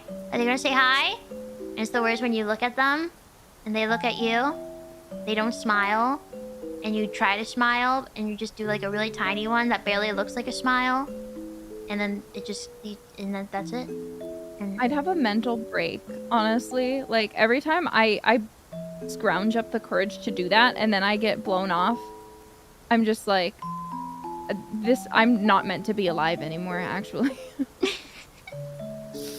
right? Like, please, someone snap their fingers and yeet me out of existence, pretty please. Once I was told that I was being rude because I was with a grandparent and we walked by people and they said hello and I said hi and I was told don't say hi, that's rude. You're supposed to say hello. You know, I have a similar story. I said you're welcome to someone and I was told that's apparently rude, but then they never told me what I'm supposed to say instead. I was told... Same grandparent told me not to say no worries. And that I should say you're welcome. Because saying no worries implies that it could have been they could have done something that worried me. Yeah, oh... I understand, but that's dumb. I don't think anyone... You're probably supposed to say no thank you. That's probably what they meant, which is stupid. Mm-hmm. Thank you. No, thank you. Like, you open the door for someone, they say thank you. You're supposed to say no thank you. No, thank you. That would make sense. I'd get that. Man. How are we supposed to live? How do we live in this big, big old world? I don't know. We should just go swimming or something. There's so much water. We should. Do you have an interest in marine biology, Mumei? Sure. I do. I love the ocean. You like Do you the think mermaids ocean? are real?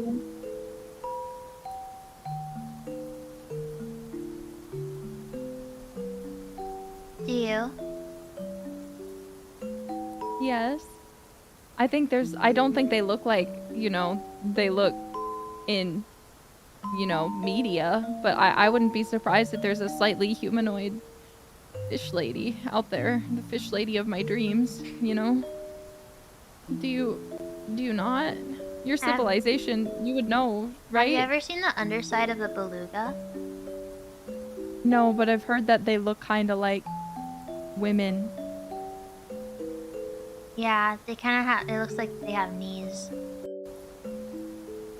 Because a lot of whales still have like pelvic bones. I don't like that. I don't like that at all. That's your mermaid. That's my mermaid. They even have melons. They have melons? Yeah. You're gonna have to send me a picture. Of their melons? Okay. They're squishy. But I just... They're melon? They're melons? The melon. Have you ever been swimming with dolphins? I have. Jealous. I haven't. I'm pretty sure it was illegal. What? Pretty sure I illegally swim with dolphins. What do you mean? I was on a boat. Mm-hmm. And the person driving the boat was like, "Hey, tourists, there's dolphins. Want to go swimming?" And we're like, "Oh, really?" And he was like, "Yeah. Let me just make sure that they're cool." So he jumped in the water. And he swam with the dolphins. He was like, "Okay, they're pretty cool. You can come in." Why would that be illegal, though? Because you're not supposed to be so close to dolphins. Nobody owns dolphins. They're Like, protected. by who? Don't mess with the wildlife. Let them cook. If they didn't want to swim with you, they'd like attack you or something, right? They probably just swim away. They're pretty fast. Yeah, exactly. But So I think it's more like you're not supposed to go on a boat and drive over them and then, jump in the water and just swim with them. I mean, why not? It seems like fun. Seems like a good time. It was. The dolphins didn't seem to really care that much. They were just like, they chilled for a bit and they're like, "Okay, bye." Well, that's nice. Hey, tourists. Yeah. That's funny. It's a little like look-see. Probably checking if anyone's pregnant. And they're like, "Oh, so this is a boring crowd," and they head off. They're like, "Ooh, look at these tasty-looking humans." Tasty. I guess we shouldn't eat them. I guess we should go. Yeah. Do you know dolphins can they have echolocation, right? Yeah. So they can basically see like if you're pregnant before you even know if you're pregnant. But would they be able to perceive that? Do you think dolphins Yes. study human anatomy? That they'd be able to understand? Yes. That's crazy. Yeah. So you're so cool that you just know that. That I know. I think it's like one of those, if you ever look up like trivia, like, oh, random trivia, that's a big one. I see. I wouldn't know that. I'm not good at, are you good at trivia games?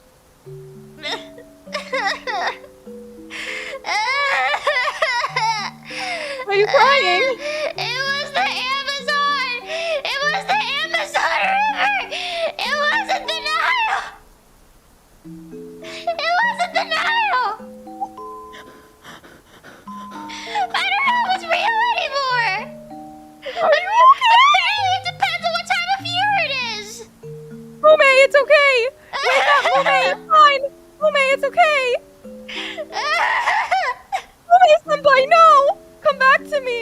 Trivia's fun. Yeah, it seems like it is. Mm-hmm. Maybe a little scary. Maybe a little. I'm not good at trivia. Sometimes I never. there's a lot of pressure sometimes. Mhm. If you're the smartest of the group, I can imagine. Oh. Who won? Oh, Crony won that. Hmm? Oh. Many a moon ago, Gura hosted a Brain Academy trivia game, which I participated in. A few tears were shed that day. I bet. Mm-hmm. Your earrings are making me hungry. Oh. Your eyes are making me hungry. Oh yeah? Yeah. What about my eyes make you hungry? They look like... Oh, they look like ice. Like ice. Like if I were to like squeeze some berries and mix it with water and then put them in an ice tray with like the you know the cube, not cube, the ball ice, yeah. Do you here? You can try it. I can't reach. Oh, I have a question. Yes. Are you able to touch your eyes? What do you mean, like with my fingers? Yeah, like can you poke your eyes and stuff? Yes, I just did it. Comfortably? Yeah. Okay. And you? I can. Bibu cannot. I could understand that, yeah. Mm. Wait, why? What about it? Why is this a specialized skill? I think that some people are like fear having stuff touch their eye. I don't like having... I have a thing where I can't wear contacts because just one of my eyes, even though I can touch it just fine, when I put in the contact, it'll water uncontrollably. Oh. Yeah, and it'll just do that for like 30 minutes. And like, it's just not, it's not productive. Maybe you should get a different type of contact? Well, I got my eye lasered, so no, I don't need those kinds of, but I'm talking about like cosplay contacts, laser you know? eye surgery. Oh, Yeah. I want laser eye surgery too. Oh yeah, do you? You should get it. I really want encourage it. But my eyes keep changing, so they say no. Really? They told you no. They told me I was a perfect candidate. They told, well, your eyes aren't supposed to change for more than 2 years. How bad were your eyes? One of my eyes is perfect. But the other eye was the problem. I want to say, I don't remember what it was. Because I think it was like 20/80. Whatever that means. What? Oh, yeah. I think I only really know if it's contacts. Yeah. Which is like a negative something. It's like 20/80. And that was in my right eye. So I went in and... 1.25. Oh. Is that bad? No, it's not bad. Okay. It was pretty bad for me. It's enough to bother someone, though. It was enough that they were like, you need to wear your glasses when you drive. And I was like, I can't because my glasses really like give me bad headaches. Oh, so, I had the same issue. That's why I got contacts. I felt like I was in a jar if I wear glasses. Yeah, it's the worst. Like, I love the detail of the world around me. It's great. But, like, in terms of, like, how my head feels and the headaches I get, not at all. Not at all. I understand. I have to wear contacts. My vision's not good. I was lucky to have one really good eye that I could get away with it. I still think there's something wrong with the eye that was lasered, but my eye doctor's like, it's perfect. And I'm like, it's not though, it's not worry. Second opinion! Get a second opinion! Yeah, no, I might call the place that actually did the procedure and have them like do deep checks on it because I have a glare now just out of that eye when I look at lights in the dark and I don't like it. But I still do see a lot better and it's really nice. It's really nice. It is nice. I always envy those who can wake up in the morning and see. Yeah. It's not fair. Because I feel like not being able to see is very demotivating in that it makes me want to stay in bed. But I can see better now and I still want to stay in bed. Really? I'm pretty blind. Like, If you stood... Hold on. If you stood, like... this far from me... I probably couldn't see your face. Now I'm sad. That's really blind, Mumei. It's pretty blind. I used to think it was normal not being able to see the faces of your teachers. Oh my god. Yeah. Then were you one of those kids who they'd always seat in the front then because your eyesight was so bad? No, because I didn't realize that was not normal. Mm-hmm. So I just bared with it. I just thought, oh, I'm just gonna sit here because that's where I was told to sit.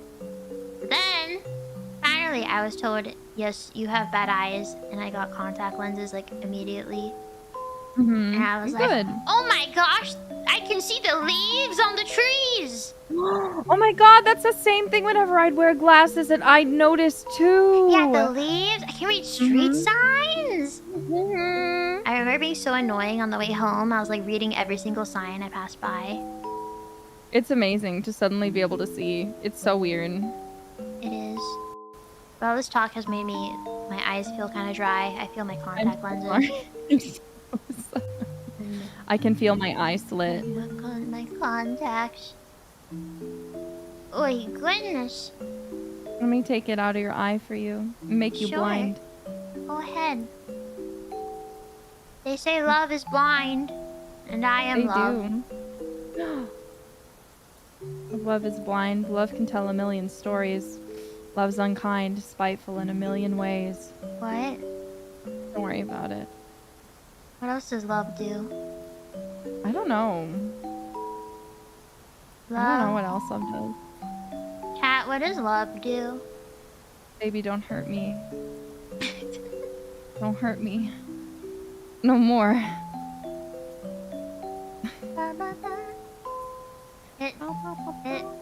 It stings. It stings, they say.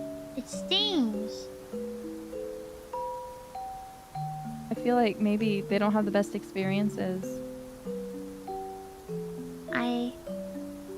It stings. Mm-hmm. Just imagining a paper cut. Ooh. Don't make me think about paper cuts. Ooh, paper cut. Ooh. You know, I've been having to sign my merch. Mm-hmm. This isn't related to paper cuts, don't worry. Okay. But it's related to finger injuries. So I have to sign my merch. Mm-hmm. And I sign with a marker.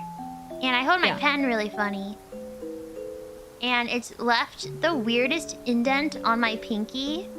And it looks so weird. I feel like it literally just outlines my bone at this point. Oh my god. It's the weirdest, and it feels really gross. So, I have a reverse problem. Oh? Similarly, on my middle finger, I have a bump where where mine sits, and I hate it. Even though I don't write anymore because you know the advent of computers, I don't need to write with my hand. Yeah, see what I did there? yeah. But like, it's got like a bump on it, and like I thought like now that I haven't written in forever, it would just go away, but it's like still there. Now that you mention it, I see a bump too, because when I draw on my iPad, I hold the pencil normally. Because the Apple Pen is really bad for drawing the way or writing the way I write. I have it too! I see it. Oh my god. Someone said it's a writer's callus? Yeah, if I press it, it's kind of like, it turns a little white. Yeah, I wonder if I can like shave it off. Shave it. You want to shave it? I want it gone. Did you ever play guitar or bass or anything? I have a bass. I'm bad at it, Do you get but I have one. Did you ever get calluses? No, I'm really bad at like playing the bass, so I understand. I'm bad at playing guitar. yeah, I really want to play it to get calluses, but my fingers are just like so annoyingly soft. I understand. Like they're Mine really are too. soft. Do you have trouble like holding down like bass would have bar, like you have to bar stuff on the bass too, right? Yeah. Do you have trouble with that? I still have trouble with that. My fingers are too small and. I can't open like the twisty like bottles. I can't either. I can't. My hands are too soft. There's not enough traction Yes! that it just ends up rubbing my hand raw. I have the same issue. It's not strength. It's just that my hands are too soft. I have I have to get a towel or use my shirt, like something to cover it, and then that provides enough. You know. Yes. Like, people are saying I'm not strong enough. It doesn't have anything to do with my strength. I will literally grab onto it and use all my strength to do it. And yes, it'll it just like... slips. It slips and it yeah, hurts it just because it starts to scratch you. Yeah, it just scratches me and then my hand's all red. I understand completely. Thank you. Finally, someone else gets it. I used to get calluses from playing guitar, and I loved peeling them. Yeah? Yeah, but I probably... Like, I would peel them, but like if you do that, then it's gonna make guitar hurt much more. Yeah. So then I wouldn't play guitar for a long time. So I it was feel a you, though. bit of a problem. I would have the desire to rip them off too. But I think I got like a few calluses, but then I stopped playing because I don't have the good dexterity with my fingers for that because my hands are pretty small, right? So it's like, I know it's not an excuse. There's plenty of people with small hands who play the bass, but like for me, I'm not used to it, you know, so learning it makes it difficult. No, I get really frustrated with some chords where you have to like really extend your fingers. I'm like, it's so, it hurts, it's stretchy, it hurts, and it sounds like poop. I can't press down hard enough on like, it's either my pinky or my pointer finger. I can't press down hard enough, it's gonna sound poopy, and I get mad. They're saying you build the dexterity by practicing, but here's the issue. All the songs I want to play have dexterity. I was talking about this, but one of the first songs I tried to learn on bass was This Charming Man by the Smiths. And the thing with that, the guy who wrote the bass line is he had a guitarist background. So he'd write the bass parts to be all over the... You know how usually bass, like, it stays, like, on, like, one or two strings mostly and, like, might go on the others a little bit? He jumps around the whole entire song, so it'll be like... Doo, doo, doo, doo, doo, doo, doo, doo. Like, it's a very, very amazing bass line, but for someone who's learning, it's awful, but it's like, it's all I want to play. I'm like, this is what I want to learn, but I just can't do it.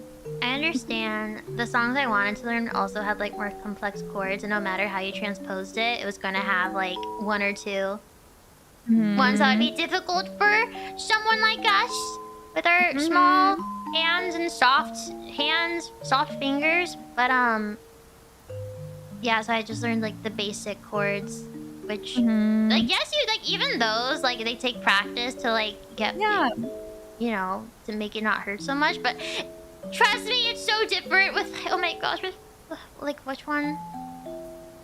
I eventually got the hang of B minor, but an actual F chord, I just could never properly do. I don't know any chords. It took forever chords. for me to get B minor. That's so crazy. But so crazy. Now I can't. I think if I tried playing B minor now, it would take me a long time to like switch between the chords, and I'd get mad and be like, no, I used to be able to do this. Dang it! I'll never do it again then. Exactly. Like, you just give up, you know? Yeah. You're like, whatever, it's over. Sad. Bum, ba-dum, bum, bum, bum. Oh, guitar. Yeah. Oh, guitar. They even got a smaller guitar. Because they make smaller guitars. Yeah? I think you should actually, if you're going to start with an instrument that is a string, apparently the ukulele is really easy. Literally anybody can play the ukulele. Yeah. My sister started with the ukulele. She could play a little bit of piano, but that was it. And then she learned the ukulele, and now she can play guitar, and she was like, it would probably take me like 15 minutes to like get the hang of the bass, but she's also got like perfect pitch, so I was like strumming, and she was like, one of your strings is off by like a quarter, and I was like, what the fuck are you talking about? Ukulele definitely would be a good starter instrument to get into the other ones, or I think electric guitar. Electric guitar is easier than acoustic guitar. Like, I remember, because I always had acoustic guitars, and I went to a guitar store, and I played an electric guitar for the first time, and I could immediately do all these chords that I was struggling with. Really? And I'm not talking about, like, tabs and like finger. Like, I'm talking about chords, just chords. Chords are easier to play on the electric guitar. I think it's easier to press down on them, and I think the fretboard is like shorter or something. Oh, now you're making me want to play my bass, but I don't know anything. I want to play my guitar, but it's also kind of heavy. I think that's one of the things. Do you have this issue too with learning? I guess with guitar, maybe. I don't know anything about how to actually play the bass. So it feels really confusing to learn. Because I know you can learn like the different chords and what they are, which is whatever because it's just like the notes. But like for me, that doesn't mean anything. Because like even with singing, like you would tell me to sing a B flat and I'd be like, I don't know what that means. But if you play it for me, then I can mimic the note. That's where my strengths. And I can kind of I can sight read pretty decently actually. But it's like, if you tell me a note, it doesn't mean anything. And it's obviously easier to learn that on an instrument, but like, I don't know where to even start how, like, learning the bass apart from just like learning songs, you know? Like, is it different with guitar? Probably, You have to like learn the chords? I think with guitar, like, good warm-ups are like, learn like scales and stuff. Mm-hmm. I mean, like, because scales help you be more, like, get used to, like, oh, if I put my finger here, it's gonna make this sound. Mm-hmm. Sort of. And, but to be honest, I always focused more on, like, chords, because I just wanted to play songs, because I just wanted to sing with the guitar. Mm-hmm. Not so much, you know, do a cool guitar solo. So if I ever learn my bass, we should start a band, is what you're saying? The hololive band? If you get good at bass, I'll spend hours learning my guitar so I can, because I can't. My issue currently is strumming. I've been having trouble strumming while singing. I can't do it anymore. I don't know how I used to ever do it. Singing while playing seems impossible to me. Like, I don't know how people's brains can be split enough to do those two activities. You know what's weird, though, is that I think I sing better when I play guitar because I'm so focused on the guitar that I become less self-conscious of singing. Because if you think too much when you sing, I think like you set yoururself up to mess up. At least for me. Like, I'll overthink a note and it'll be pitchy anyway. I think I work a little bit opposite. I'm so used to like live choral style like solo performance. So it's like the whole thing is like a whole body experience. Like you're singing, but you're not just singing, you know, you're using your body to emote as well as thinking about what your body is doing. Like you move like your hand like a little bit. Do you do like a side clap? Like can you clap? You clap. Clap. No. Wait, what are you talking about? Like I'm talking about like choral, like, you know, when people are like Ave Maria. Yes. Like that kind of choral performance. Oh, okay. So it's like you're singing and you're paying like really a lot of attention to like every part of your body. Oh, I see. You know, like yes. You're very aware. So I'm used to paying like really close attention to what other parts of my body, not just my throat, are doing when I'm singing. So I can't imagine having to focus on something else and not like what my body is doing. I see. Oh, maybe it depends what kind of songs you sing too, because like I don't think most people would sing like Ave Maria choir style with a guitar. Yeah. Try it. That sounds interesting, actually. Ave Maria.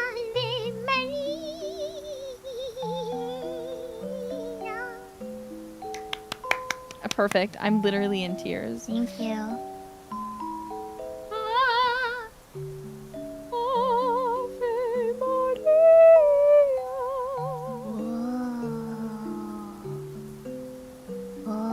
Have you sung that on stream in karaoke? So I actually don't know Ave Maria. The songs that I know are probably more niche classical songs. Like, I think it's a Bach song. I don't remember though. Or it might be no, it's probably Mozart. It's it's like a German. I know like a lot of random ones because I'd have to learn them for like performance, and my teachers were always like, "Oh no, we can't do the basic ones. Who wants to learn Ave Maria in this year?" And I'm like, whoa. So I'd always be doing like these weird, like really niche classical songs that no one else knows. And now I know them, but no one else knows them. You should see if they're on Carafun. You might be pleasantly surprised. They're probably not, but I would just probably acapella them if I wanted to sing them. I don't need the backing You're track. right. You're right. You could do that. You should do a choir karaoke. I do want to, but again, like, I only know the songs I sang back in those days. That's fine. And I still know them perfectly, but like they just don't sound right without the full choir, you know? Oh, I see what you mean. I see what you mean. Yeah. Like you need yeah, I know what you mean. Yeah, it's sad. Should learn new ones. Right? I as actually someone who very rarely takes the time to learn new songs. No, you still know probably more music than I do, which is crazy to me because you think I know a lot, but like, especially when it comes to Japanese songs, I'm so bad at remembering lyrics. So I'm just like, too. No, that's where that's my downfall. I still have to, even if I'm pretty sure I know the lyrics, I'll still read them, but then like I won't read properly because one part goes too fast. And sometimes when people convert it to, or make it into Romaji, they put too many parts together, so it's just too long of a word, and you can't process it because it's not how we read in English. Separate it, like. Yes. No, I totally understand. It fucks me up. I find it's actually easier to read Japanese when I'm trying to sing, but my only issue is I don't know enough Japanese to read all the kanji usually in a song, or the song is too fast, and even though I can read it, I can't keep up with the pace. Yeah. Sometimes I like going to karaoke in Japan and listening to the others because I can watch and I'll be like, ooh, I can try to reading along. But then it gets kind of fast and I'm like, just kidding. Not so fast. Not so fast. I understand. It's fun to practice. I'm glad someone else gets it. Yeah. I also just worry a lot about pronunciation, but I should just accept that I'm going to not sound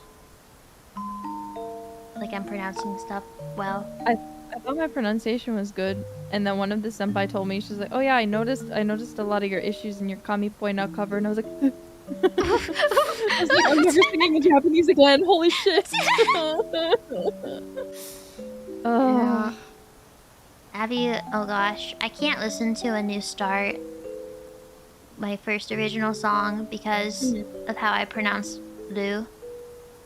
I cannot listen. I just don't even remember saying it that way.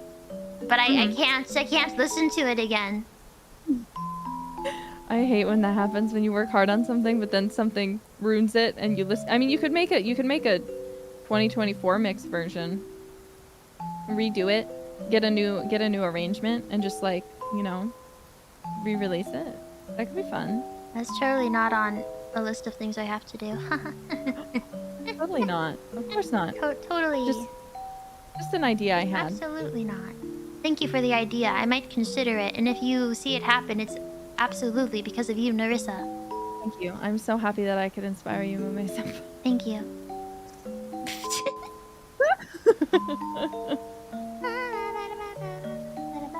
That's not A New Start. I don't know what I'm singing. It's been raining for so long. Yeah. It's raining. We're emo. We're feeling so sad while we chat about things with each other.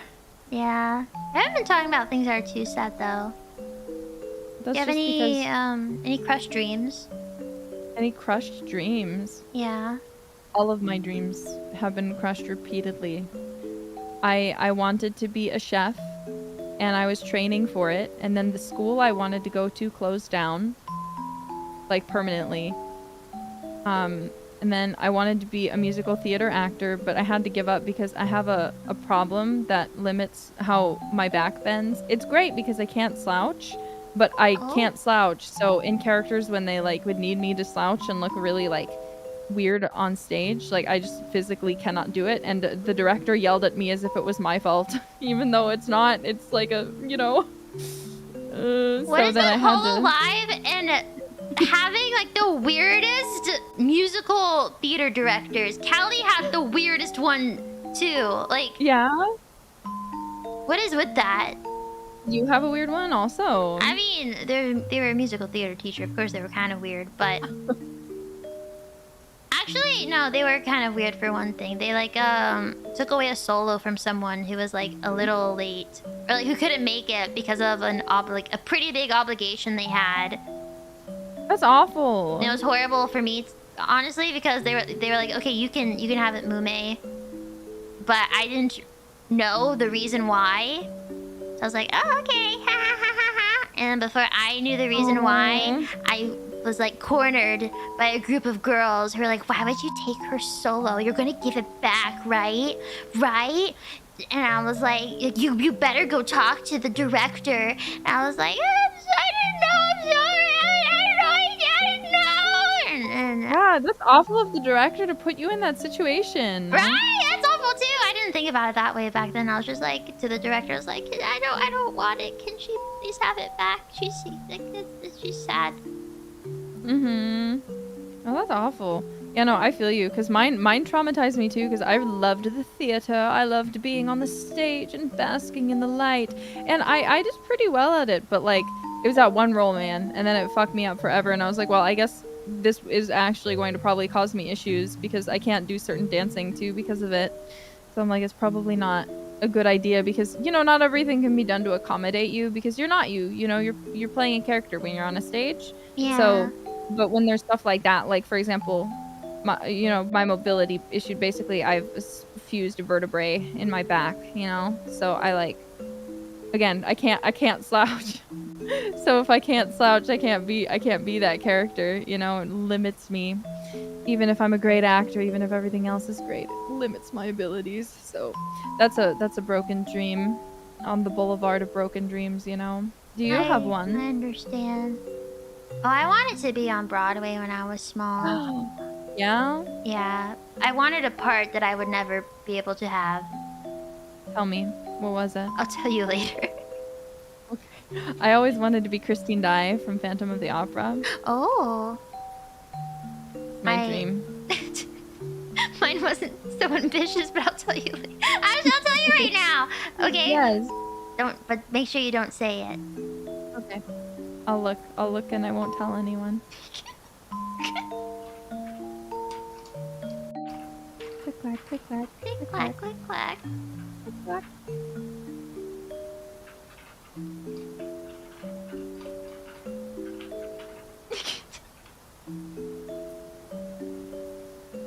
Valid. Yeah, you know, I understand that. I understand, actually. You're talking. Yeah, I get it. I'm so sorry. I'm so sorry. She could tell I was getting sad again. She's like, don't be sad, She was mommy. feeling the anger that I felt. Oh my goodness. Oh my god. What about you? Those are just a few of my many broken dreams. What are yours? Oh, okay. So yeah, no Broadway for Mumei. What else did I want when I was younger? What dreams have I had? I mean, I feel like I still have dreams, but it's not too late. It's never too late. Yeah, so they don't really feel broken. But broken dreams. Why are you saying hololive? We're thinking of broken dreams here. We'll get to the good stuff. Hold on. Yeah. What else did I want? I wanted.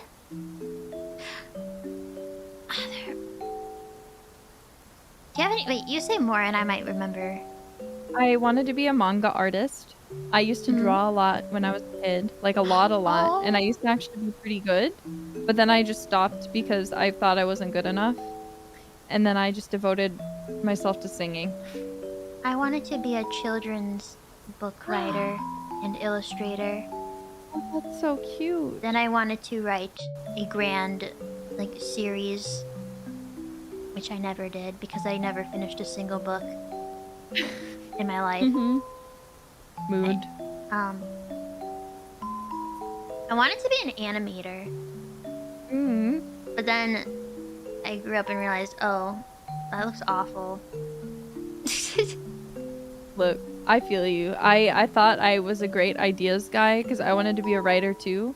This is when I was still doing my Naruto RPC arc, and I actually emailed the maker of Naruto, like the manga creator, Kishimoto, and I said, this is my idea for Naruto. I really think the show would be even better if you did this, so you should consider it. In English, not Japanese at all. I didn't understand that, and I didn't know that the manga, I had not read them. I'd only seen they were in like Shippuden at this point. So I was like talking about like the English dub that hadn't been aired yet of like the first original 200 episode Naruto, you know. And I thought he was gonna respond and like be like, oh my god, that's such an amazing idea.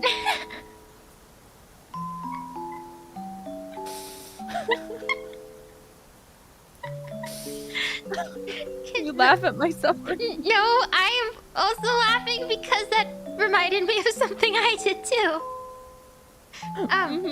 Maybe not that bad. What did you do? You have to share. I shared my shame. You know what webkins are? I fucking loved webkins. Okay, a dream I had for a bit was to work for webkins. Because I wanted to design the webkins. And I remember, I believe the company's like called, what was it called? Gans or something? Hold on. It doesn't matter. It doesn't matter. It is Gans. Okay, anyways, I emailed Gans. I don't know how. And I said, hello, my name is Mumei. I have some ideas for webkins. I'm pretty sure I put like German Shepherd.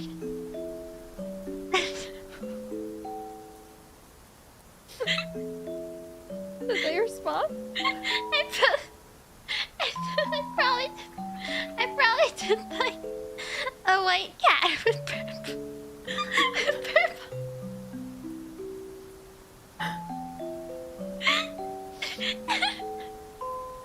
And they did respond.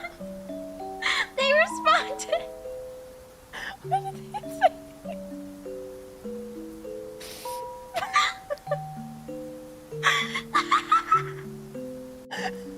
They sent me pictures of webkins they plan to release soon. And one was a German Shepherd. And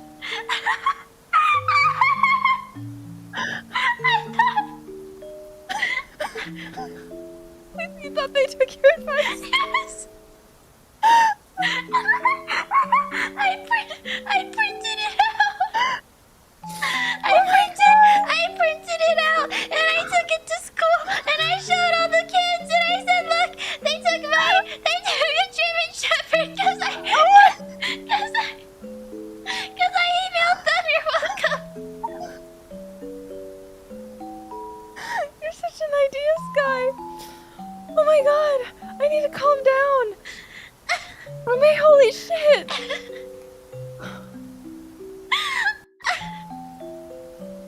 Oh my god. I know. I know. I would have felt like I had won the I day. did feel like I felt so good. I So, felt like, on they top of listened. the world. They listened to your advice. They created what you said. That you're amazing. I can't believe you are the sole reason that Webkins made the German Shepherd. A German Shepherd webkins was all me. Mm-hmm. All me. You notice how I don't remember anything else from the list? I only remember the German Shepherd because that's the only one that they did that was on my list. Mm-hmm. Ugh. Oh my god, that's so silly. That is so cute. Where's my credit? Yeah, where's my credit? It's not Credit like me. who responded though. Is my question like I'm pretty sure I sent this email by myself from my mom's email. Like she didn't help me, and I don't know what email I found. I just remember it ending like them signing off with like Gans, which is the company that owns Webkin. Yeah. I mean, to be fair, they're literally made to be for kids, so they're probably pretty used to getting emails from children. The thing is, who and, did like, I email? I don't think I emailed like Webkinz customer support. I think You just found an email for Webkinz and just emailed them. I'm pretty sure like I went to the GAN's website because I was like, oh, I'm a smart kid. I know that Webkinz is just Webkinz, that it's owned by GAN's. So I will go to the GAN's website. So I don't fully know what department I emailed. I just know I got an email. Dude, wait. Imagine kids these days if they like emailed Yago and they're like, you need to release Civilization as a VTuber. I just feel like, and then they're like, oh, funny you say that. Our next generation has Civilized, and then like sent them pictures, and they're like, oh my god, I did that. How would you feel? You'd feel how I felt. I think that I thought that the CEO responded. I think I even googled the name of like who responded, and was like, oh my gosh, it's like they had a face too, like a face to the name. I was like, this. Oh my gosh, I was in contact with the whoever, and they took my idea. I had a calico. Did you actually? What Webkinz did you have? You liked them, and you suggested a Did you buy one then? I did have a German Shepherd one. The first one I got was the polar bear. I remember. Oh my gosh! You know, I remember with Webkinz. I felt so much. Oh my gosh! My little brain. So I was the first person I knew at my school to get a Webkinz. Yeah. So I remember my friend had a birthday party, and I was with Mother Owl. We were looking for a gift, and Mother Owl was like, "Oh, check this out! Oh, isn't that cute? Like you can, you know, register your little stuffed animal online." So I remember she got my friend the tiger, and she got me one too, because I'd be kind of poopy to be like, "Look at this amazing thing! I'm getting your friend and not you." So then I got the polar bear, and I brought the polar bear to school. And I remember everyone being like, "What is that?" Because they're kind of unique, like the way they made them, like the not fur. What would you call it? Like the fur they gave them. Yeah, the fur. Yeah. So I was showing it off, and like a week later, it was my friend's birthday. She got one, and then Webkinz blew up, and I remember thinking to myself, "You did that." I did that. I loved Webkinz, but I was more of a Neopets kid. Oh, I collected Neopets, like the plushies, but I never registered, like did anything online with them. But did you? I didn't play the internet, but Neopets. But what I did do, so you remember, I found out about Neopets when they released the McDonald's ones. Yes, I did too. And that's how I first ever found out about them. Sorry, one sec. Ooh.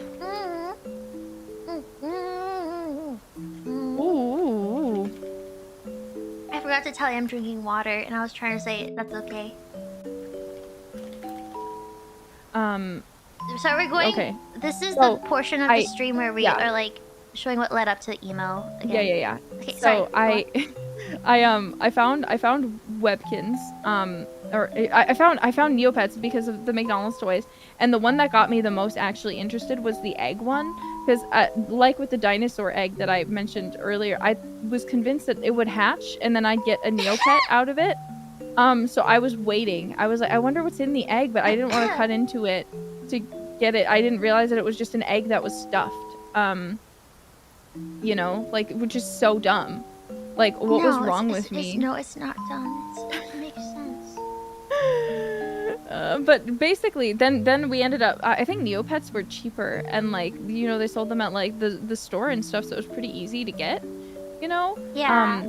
So I had a lot of them, and we had these blankets, me and my sister, where they were just like, one was blue and it kind of looked like water, and then one was green. So we'd set them up so it looked like water, and like we'd get like one of those like kid chairs, and then we'd put the green one on it so it looked like it was like grass and then a mountain. Oh my gosh, that's so cute! And then we'd play Neopets, you know. It was fun. I liked it. That's I liked it. That is so cute. Oh my Yeah. gosh. Did you and Did your you ever sis? do anything like that? I only played, like, you know, with toys. I can remember a single occasion I played toys with a sibling, because I only had like one sibling who was like kind of close in age, and they didn't like me too much. Oh. Because you see, apparently when I was small, I was not very nice to them. Like, as in before I could talk, I would like knock their stuff over and like pull their hair. Oh my god, you're a menace. I know, I was a little menace. There's home videos of me looking straight at my sibling as I'm about to commit a crime, like a kiss. Like, waiting for their reaction. Anyways, I grew out of it, but the damage was done. So, my sibling and I, we didn't play together or really do anything. But there was one occasion where, like, even, like, parents pulled out the video camera. Just like, they're getting along. What is this? And we were playing with a dollhouse, and all I remember is that dollhouse was on the couch. I do not know what I was playing with, but I just know they were playing with Batman. Batman. I remember making home videos with my siblings. We would dress up and we would get this video recorder and then we would just film shit. I don't even remember what we were filming anymore, but it was like really weird. My parents like burned it to a VHS and they turn it on now and again. Just like these embarrassing. I think I have a picture somewhere, so I'll show it to you if I find it. I'd like to see. I have some weird home videos too. I was watching a few within like the last year when I was with family. And I was, okay, there was one that shocked me though. So it wasn't it was showing like other people and someone was singing in the background. And then it pans over and it's me. And I was like, wait, that was me singing? Oh, wow. And it weirded me out because I think I sounded pretty good for my age. Like nice. It was shocking. I was like, what happened? Like, what? Because I wasn't pitchy at all. Like, what happened? But no, I also I recorded really weird videos with my friends. Like, we'd do like shows and stuff. Oh god. Some really weird ones. Yeah. I need to see them for myself. I wish I had them. They're on VHS. Get them. Get them for me. Find them. I'll find them. We can trade home videos. Oh, well, I have... So the only home video I have now, you probably don't want to see, actually. Why? Because it is the video of me being born.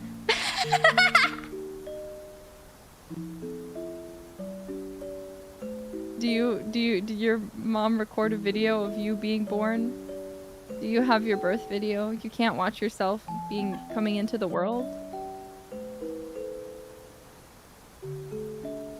Wait, come back. Please. Please come back to me.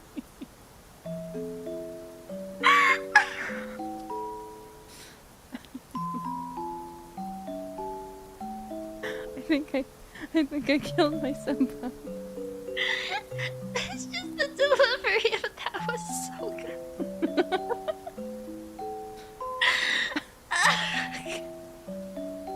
It's so unexpected, but at the same time, like, I should have expected it. Okay, no, I don't have. As far as I'm aware, there is no such thing because I was you see born from the thoughts of humanity or something.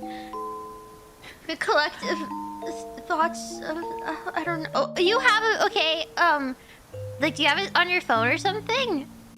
No, Okay. I have the file though. It was on VHS and I ripped it so I could have it.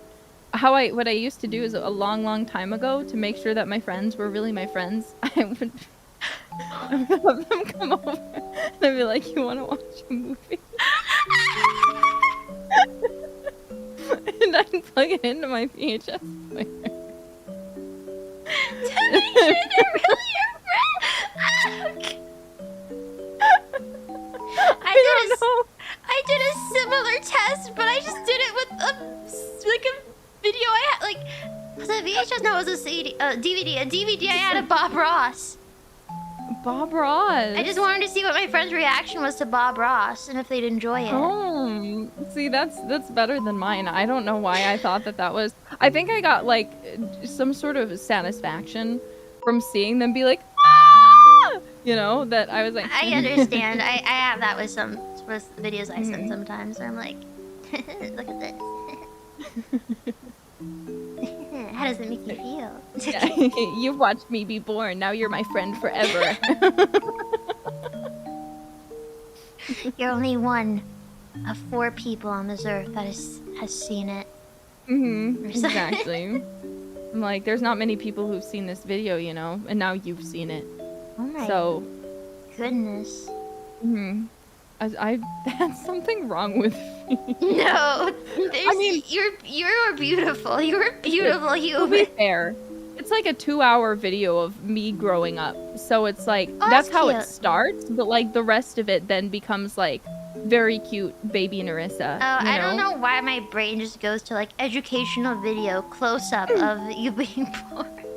No, there's like me and the cradle, like waking up early on my birthday and my mom coming in and being like, oh, it's your birthday and you're so excited, you're already awake. Oh, good morning, Nerissa. And then her singing happy birthday. That's one that I very vividly remember. That is so cute. Yeah, so the vibes are all over the place. You watch me be born and you watch my mom scream in pain, you know? And then, oh my god! There's no music over it, it's just screaming. No, she's I remember because my mom was like, you really hurt me, and I'm like, I'm really sorry. I'm a demon and I've got pokey horns. I understand. I'm sorry. I was gonna say, maybe that's a good video to have, because anytime you're in an argument, she pulls it out, be like, look what I went through for you to be here. You know, I think that's why she recorded it, to be completely honest. Yeah, did she ever just pull it out? Oh, no, because it was on VHS. I have the file, she doesn't. Imagine if this happened today, and years from now, mothers will do that, because they didn't record it, you know, with a camcorder. They used their iPhone. And they're gonna have it on whatever phone they have of the day, the extra smartphone. Pull it out. Smartphone. And be like, any argument with their tween. Dude, that would actually be freaking crazy. That'd be so toxic. So toxic if people do that. Would. I don't know if this is something to talk about here, but there is something very disturbing about parents recording, like, very personal moments of their children, especially, like, if they're having, like, a meltdown or... Yeah. Like, I don't know, just doing something and they don't know they're being recorded. Like, not just to record it, but then to put it online. Yeah, I don't agree. I worry for the future. Agree with that. Yeah. I mean, your mom, she didn't even ask you if, like, you could be recorded when you were being born. Yeah, but, I mean, thankfully, she never released it anywhere. And I'm just kidding. You know? It was just for me. She's it's like, for you. She gave me a journal, too, that she kept of her pregnancy with me. And she was like, this is of all the ways I felt. And then I opened up, and the first one was like, this is the first time I've gotten sick. This was the, like, I regret my decisions. I feel exactly. I've thrown up 17 times today. I think this baby might be a mistake. Note to self, never show my child this journal. Yeah. Oh my god. So, I've never... For a long time, I questioned if I was adopted. Because why? I was never, ever shown any pregnancy photos. Really? You're like, clearly, I was adopted. I saw mother out pregnant, and I was like, oh, and she was like, that's not you though. I was like, oh, where are mine? She's like, oh, I don't think I have any. Damn. Anyways, let's now go to when you were a little older. She said I wasn't interested in keeping pictures of you. I don't know, maybe. I mean, maybe. The depression's kicking in. So that's where it started. This is where the emo began. Yeah. This was the origin of our emo backstories. I see. Also, I'm pretty well. But don't worry about it. I was just gonna talk about how I was never really birthed. Yeah. I didn't your come civilization. out of. There's no. Yeah. I didn't Yeah, crawl you're out of built any different. hole. Yeah. That's a way to put it, Mumei. That's a way to put it. I mean, Indeed. it's true. Yeah, exactly. It's I just true. I just became. You just showed up one day. I did. I was like, all right, let's get it cracking. Let's get going then. Mhm. That's amazing. I'm just normal, I guess, compared to you. My belly button's just for show. It's for the aesthetic. I mean, it would. Yeah, it's for the aesthetic. It's kind of weird not to have one. Then it kind of gave away like, oh, something's different about. I'm trying to blend in here.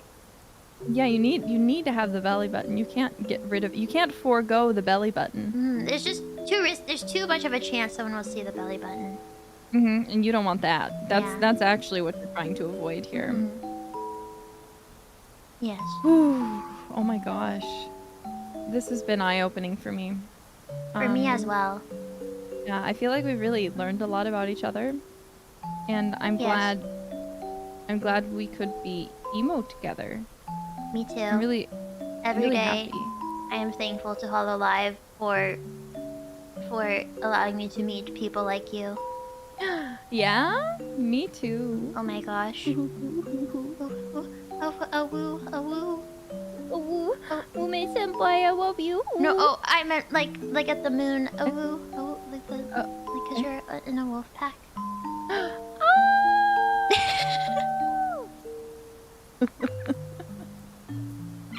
You ever howl at the moon? No, 'cause I know no one will respond. I'd respond. I'll hear you wherever I am, and I will howl back. Even if you don't hear it, just know that I'm doing it. Okay, I will do it. You ever cry when you go outside underneath the moon? You ever get emotional? Sorry, I'm laughing because I remember. Again, you've unlocked a memory for me. Yes. Okay. I remember watching a documentary that ended very sadly, walking outside and looking up at the moon and thinking it would be really chuny if I cried right now. I didn't think chuny. I didn't know what that word was back then. I was thinking like, gosh, it'd be like really stupid if I started crying right now looking at the moon. And I started sobbing. And the worst part is that I had watched that documentary with a friend, and the friend came outside, and she's like, "Are you okay?" And I started laughing. I was like laughing, crying, looking crazy, and I'm like, "I'm crying at the moon. I'm crying looking at the moon." And she's like, "What the heck is wrong with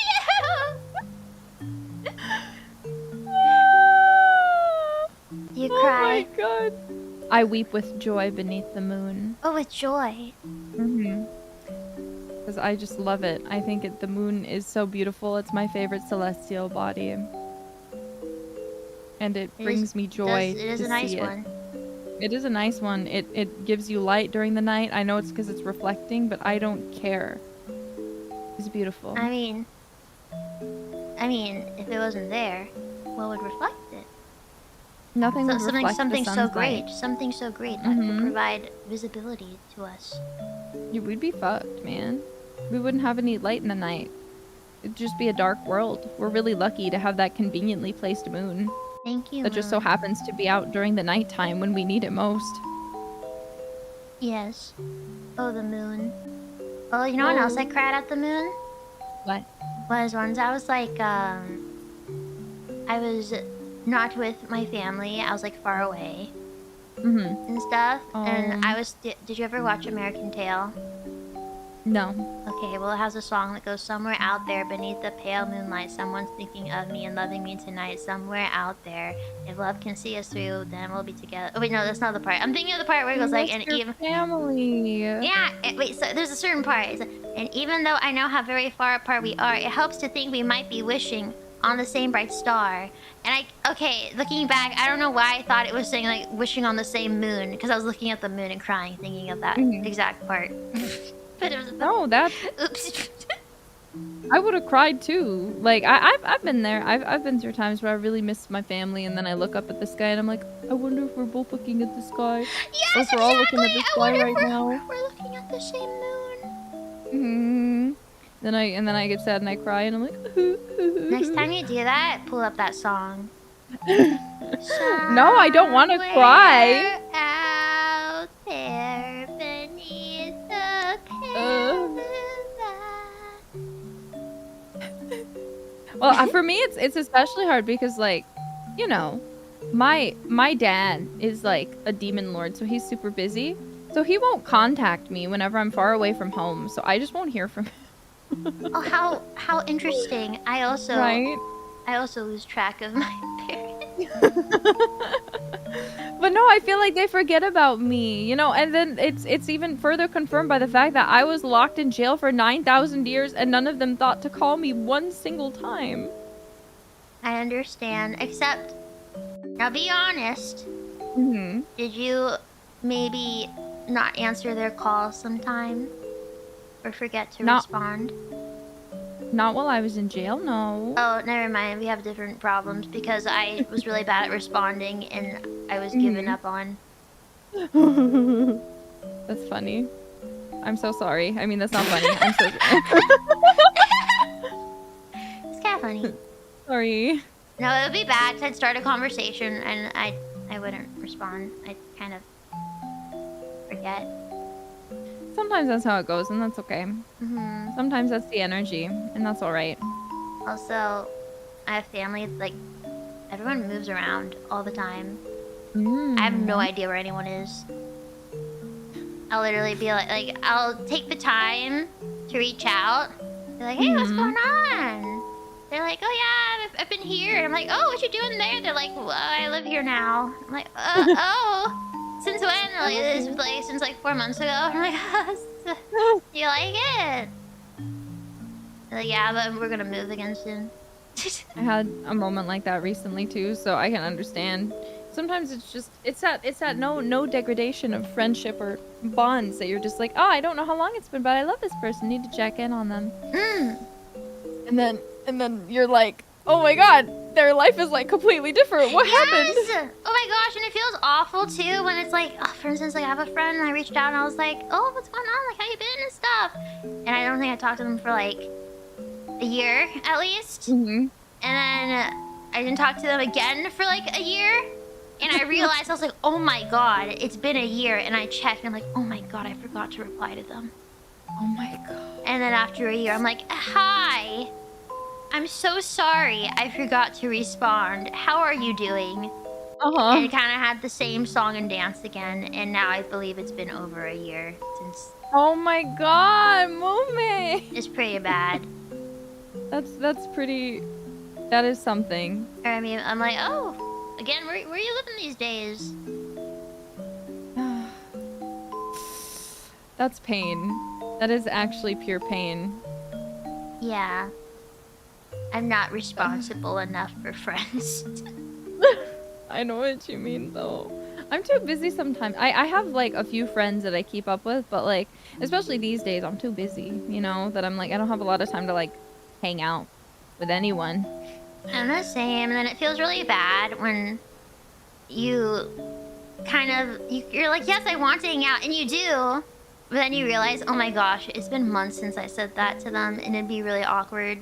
Right? To like pop in if especially if I'm not 100% sure if I can anytime soon hang out. Here's the flip side of that, okay? I have that kind of relationship too, where we'll mutually be like, we need to hang out. But I've realized more often than not, I will try to initiate something and then they won't back. So then I'm like, it's a two-way street, so I shouldn't beat myself up too much because clearly they weren't that set on it either. but it still sucks. I think in my case, it's on me. Well, here, wait. I'll cheer you up. You can't show chat, but I'm sending you a funny picture of me. Okay. It's a childhood picture. Okay, can't get too.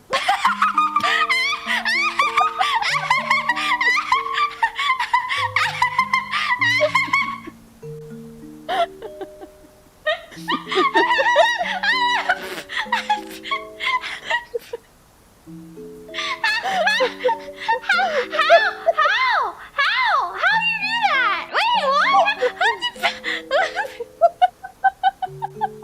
What do you mean? What do you mean? How do I do that?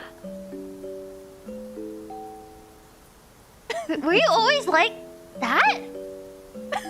No. This is it's padding. It's stuff. It's like yes, okay. I don't know what it was. It looks but very realistic. It's fun. Like, It doesn't. no, it doesn't, but it does. I just don't know what you could have done to have made it look like that. I think my sisters did this to me. I think they did this to me for some reason. I don't know why. Oh my gosh. But they decided that if I looked like I had Rouge the Bat proportions, I wouldn't look nice, I guess.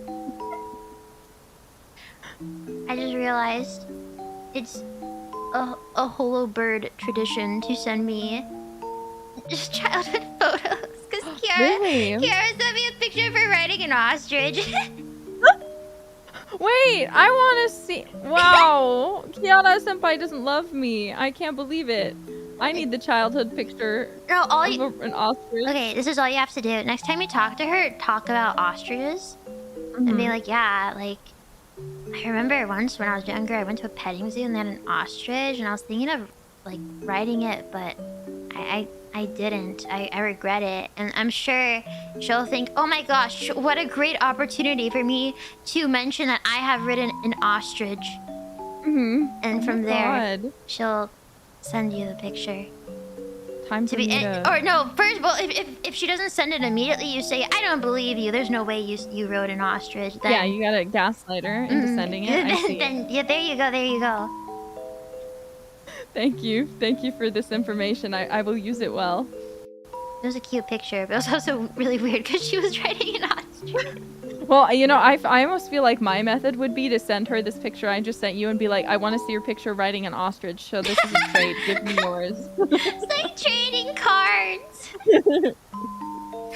Oh, I don't think I have any. I can't think of a really funny childhood photo.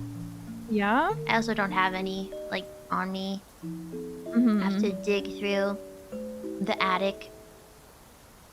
I think I don't remember if this is my sister or someone, but they just checked it all on like a scanner, or just like they took pictures of it with their phone. Ah, I think I saw the flash. Yeah. Yes. I was the cutest. That could have been the camera, actually. No, it is. Here's another one. This one's not funny. This one won't give you a laugh. This is of me and my family, who you've been seeing a lot. I'm the cute one. You're the cute. Oh yes, I see exactly which. Just kidding.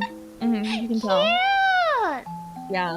Oh my goodness. Now whenever you find childhood pictures, you have to send them to me. It's the law. Okay, I'll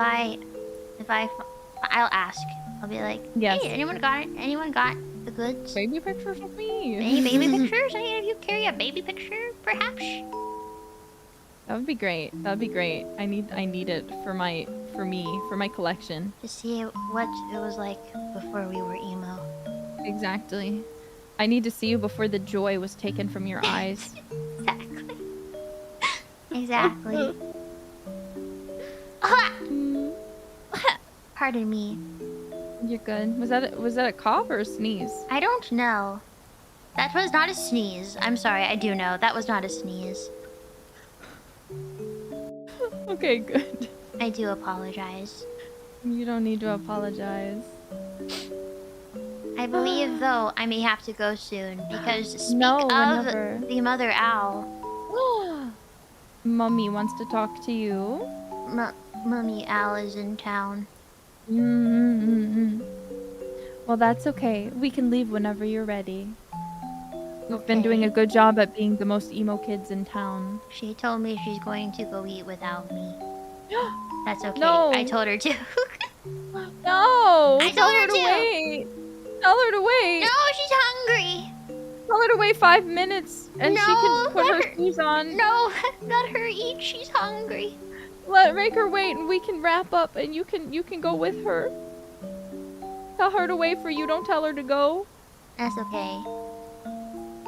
I have leftovers. You are so sad. You're gonna make me actually cry. Like, that's the What? saddest thing. I'll That's eat like- with her tomorrow. Okay. I'm sorry I got in the way of you eating with your mom tonight. You didn't. I literally told her, listen, lady, you can either go eat by yourself or you can wait for me to be done with work.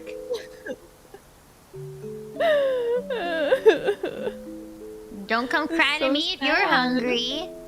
I'm crying. Your mom doesn't have to cry because I'm crying. So go feed yourself. You're a mother.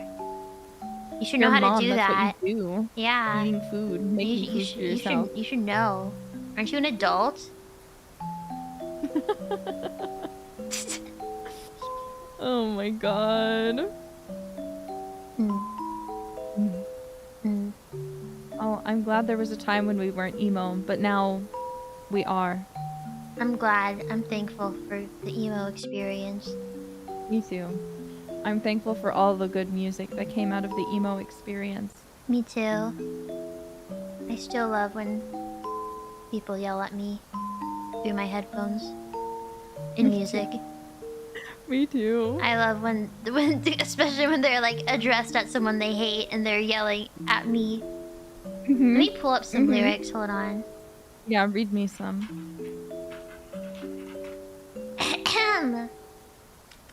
Let's see. Oh, yes. Pardon me. Oh, did you say oh? Oh, I say oh, not op. Oh, Oh, oh, oh, oh, oh, oh, oh, oh, oh, oh. Try saying oh. oh, oh, Oh, oh, oh, oh, oh, oh, oh, oh, oh. Doesn't it feel better? oh, oh. No, I feel like I'm collecting air in my mouth. If I do oh, it immediately releases. But if I do oh, it's like I have to open my mouth again anyway to get rid of the air. Oh my god. I can't believe you. Oh, this is pretty emo. Put yourself in my place for just one day. Watch all the colors in your spectrum fade gray.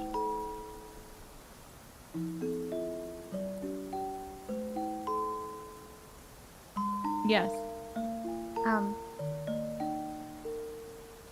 This one doesn't have as angsty. Oh wait, this one does.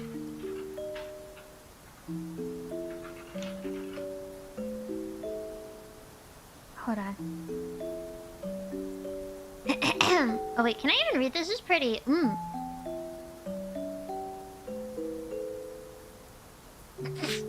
Oh my. Yes. Read them to me. Give me them. And to think that you're somebody's daughter. Away at college, not getting smarter. Everything changes when all the lights in the room are as low as you. But don't trip, you'll sober up soon. Regain an honest perspective as you puke on the floor. Can't remember why your knees are so cut up and sore. And you'll be hungover all day. You'll be hungover all day. You'll be hungover all day. You'll be hungover all day. I don't even know what to say. I don't even know what to say to that. I really don't. I don't know what to say. I know, he's really mad. Really mad at whoever this was. Very mad. I sang this song yesterday in my karaoke, but I'll read you the lyrics. Yes, please. Oh Oh, mother, I can feel the soil falling over my head. And as I climb into an empty bed, oh well, enough said. I know it's over, still I cling. I don't know where else I can go, it's over. Wow. That was a bit of a damper on the mood.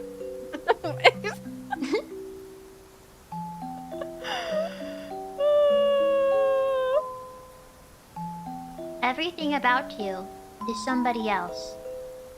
You're a product of environment and middle-class wealth.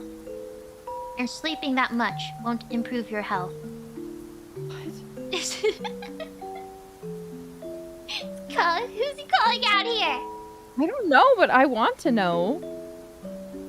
Imagine if, like,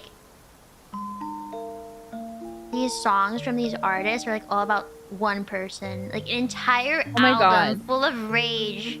Because, like, it's unlikely these are all about... I mean, maybe? Are they about different people? I mean, they have to be, right? Like, surely... Oh my god, these lyrics... Sorry, these lyrics are worse than I thought. Keep reading. I will send them. Okay. I have more lyrics, too. I almost sent these to my manager. Okay. That would have been... Oh my god! It's a really good song. Oh, yeah, that's savage. The ones I was going to read next were, do you cry out in your sleep, all your feelings exposed? There's a taste in my mouth as desperations take hold. Just that something so good just can't function no more. But love will tear us apart again. Well. Whoa. Whoa. That was... Whoa. Are these all from the same... Is it off the Smiths? No, that was Joy Division. Oh, that was Joy Division. Oh. Yeah, you know Joy Division, right? I do, but I don't... I do and I don't. That's okay. You'd call me a poser. I've only listened to like a few songs. I've only listened to one song by them, so I'm not gonna call you a poser. I'm a poser. I'm a poser too. Same thing with Pink Floyd. Again, I only know like 2 or 3 songs. I don't think I've heard any Pink Floyd songs ever. Yes. Us together. Sad songs. What other song? I can't remember. All around me are familiar faces, worn out places. Worn out faces. Right and early for the daily. I feel that. Going nowhere. I find it kind of funny, you know? I just find it kind of sad, you know? Yeah. I forgot the rest of it. Dreams in which I'm dying are the best I've ever had. There we go. Oh, this one. Oh, this is a sad one. Yes. Where is the moment? I'm sorry, it's really sad. I try not to cry. No. Where is the moment we needed the most? You kick up the leaves, and the magic is lost. They tell me your blue skies fade to gray. They tell me your passion's gone away. And I don't need no carrying on.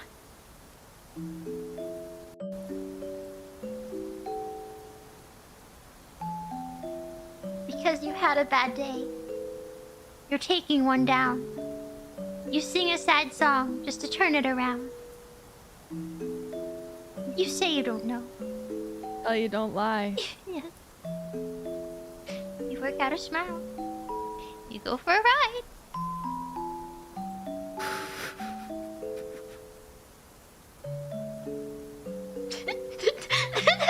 the silent typing. I have one too. When you leave, my colors fade to gray. Wah wah eh. Wah wah wah eh. Every word of love I used to say, now I paint them every day. When you leave, my colors fade to gray. Hey little lover, stay, or all my colors fade away. And every word of love I used to say, now I paint them every day.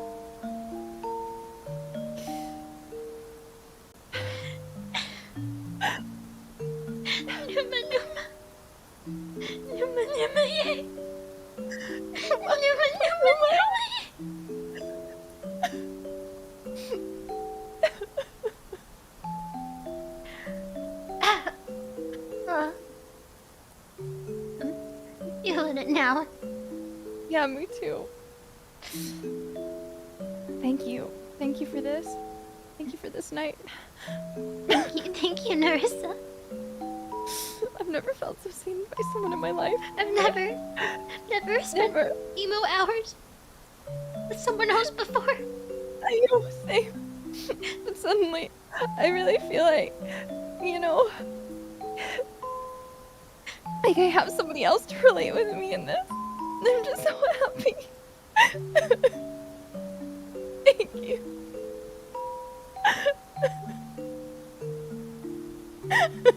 I'm here for you.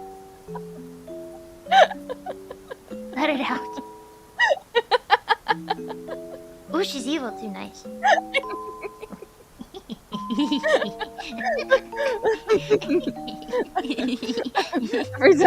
every time I'm fake crying and I start laughing, you know who I think of?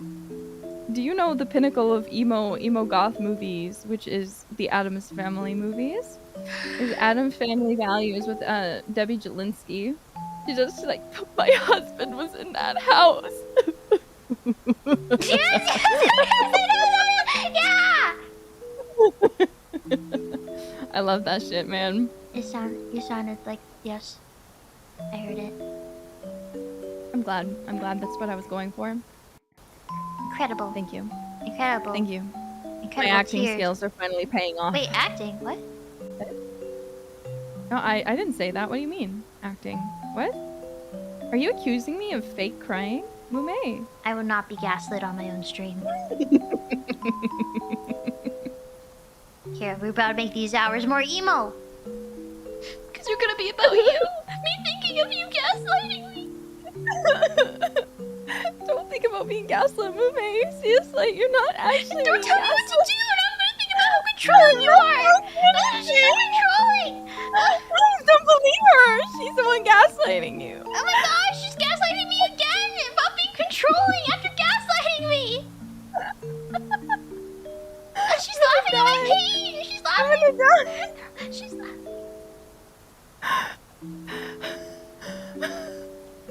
Mumei, what the... Oh my gosh, she's guilt tripping me now.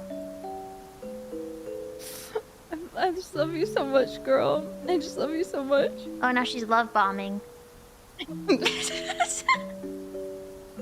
just love you so much, you know? It's just like, you're like everything to me, my dude. Now she's just making stuff up. Like, you're just like so cute. You're so short. I just feel like I could like rest my arm on your head when we're out in public together. Now she's using me as a headrest. Wait, here's the important question. Have you ever read My Immortal? Is that the Harry Potter one? Yeah, that's the one with dementia. What is her name? What's her name? Dementia Raven Way? I don't... What's her name? I haven't read it. I've just seen like memes of it. Ebony Darkness Dementia Raven Way. Okay, thank you guys. Oh, That's me. I think they just put it in the no, words that's that they thought actually sounded me. edgy. Actually, that's me. What was it even about? What is the fan fiction of? Exactly, like what I is don't know. I think she's a vampire. And like she's like in Hogwarts, except like she's like, I don't even know. I've never read it myself, but like I think she's like an emo kid and she's a vampire and like it's like a self-insert. Like everyone's obsessed with her. I don't remember if she's like in love with Draco Malfoy or something. I'm gonna be honest. I don't know much about Harry Potter. I don't either really. But I think I know the Draco's the edgy one, right? He's the one who's like, my father will hear about this. Yes, When my father will hear about this, and then you'll be in deep shit, Harry Potter. Yes. Is that what you want, Potter? And then there's the red one who's always like, bloody hell! Except, like, sounds actually British and not like someone doing a bad accent. Oh, you know what I've heard a lot is like a parody of that where he's like, Harry, like it has to be you, Harry. And Hermione's like, he's gonna sacrifice himself. What? It's like something that was trending. I'll show you. I can find it. Yeah. I'll find it for you. Yeah, please send it to me. I will. I'm excited. I'm very excited. I will do. But dear Nerissa, I think I have to go. Yes, go. Get out of here, I my fellow emo buddy. Thank you for talking to me about emo things for 3 hours. Thank you for having me. I was very happy to be able to finally talk with you, even if it was about such depressing stuff. Me too. I don't think I've really had a Zatsu collaboration before. Oh, I'm sorry. No, I like it because I've always wanted to do one, but usually I've always felt like, oh, it has to be like stream, or you have to like set up a game, or there needs to be more structure, is what I always thought. But I think this was fun. I enjoyed it. So too. I like to chat and I can talk. I can't do a lot of things, but I sure can talk. I love it. I like I like to talk too. Well, thank you for today. I'll let you mosey on out of here then and do your outro and just be quiet. Okay. We should talk more. The more I talk to you, though, the more I can feel myself becoming unhinged, which is not. Yes. I'm sorry to hear that. I will continue to unhinge you like a door. Thank you. I'm hungry. Oh my gosh. Go eat! Okay. Thank you, Nerissa. Do you have any announcements? I have a cover coming out on Saturday. Please listen to it. It's in English. I wrote the lyrics. It's a Deco Nina song. I'll probably put the room live tonight. So check out my channel. Check it out. Maybe I'd appreciate it. I'm excited to hear. Thank you. I hope you like it. I am sure I'll like it. Thank you for sharing. Yes, thank you for letting me. All right, you. I have no personal announcements. Just Mother Owl's in town, so I'm probably gonna be a little busy. But Bay 3D. Yes. Is also Saturday. Most likely after your cover. Yes. After Nerissa cover. So after you listen to Nerissa's cover, go watch Bay 3D. And Or else. I think that's the only announcement I have. I have more, but I'm not sharing them right now. Okay. Okay. Oh, your eyes, they get so tiny. Ooh. Ooh. So pretty. Ooh. Get gone, Mumei. This is a threat. Okay. Have a good meal. Thank you. Bye-bye. Bye-bye. Bye-bye. Where's my ending? Okay. Bye-bye. Bye-bye.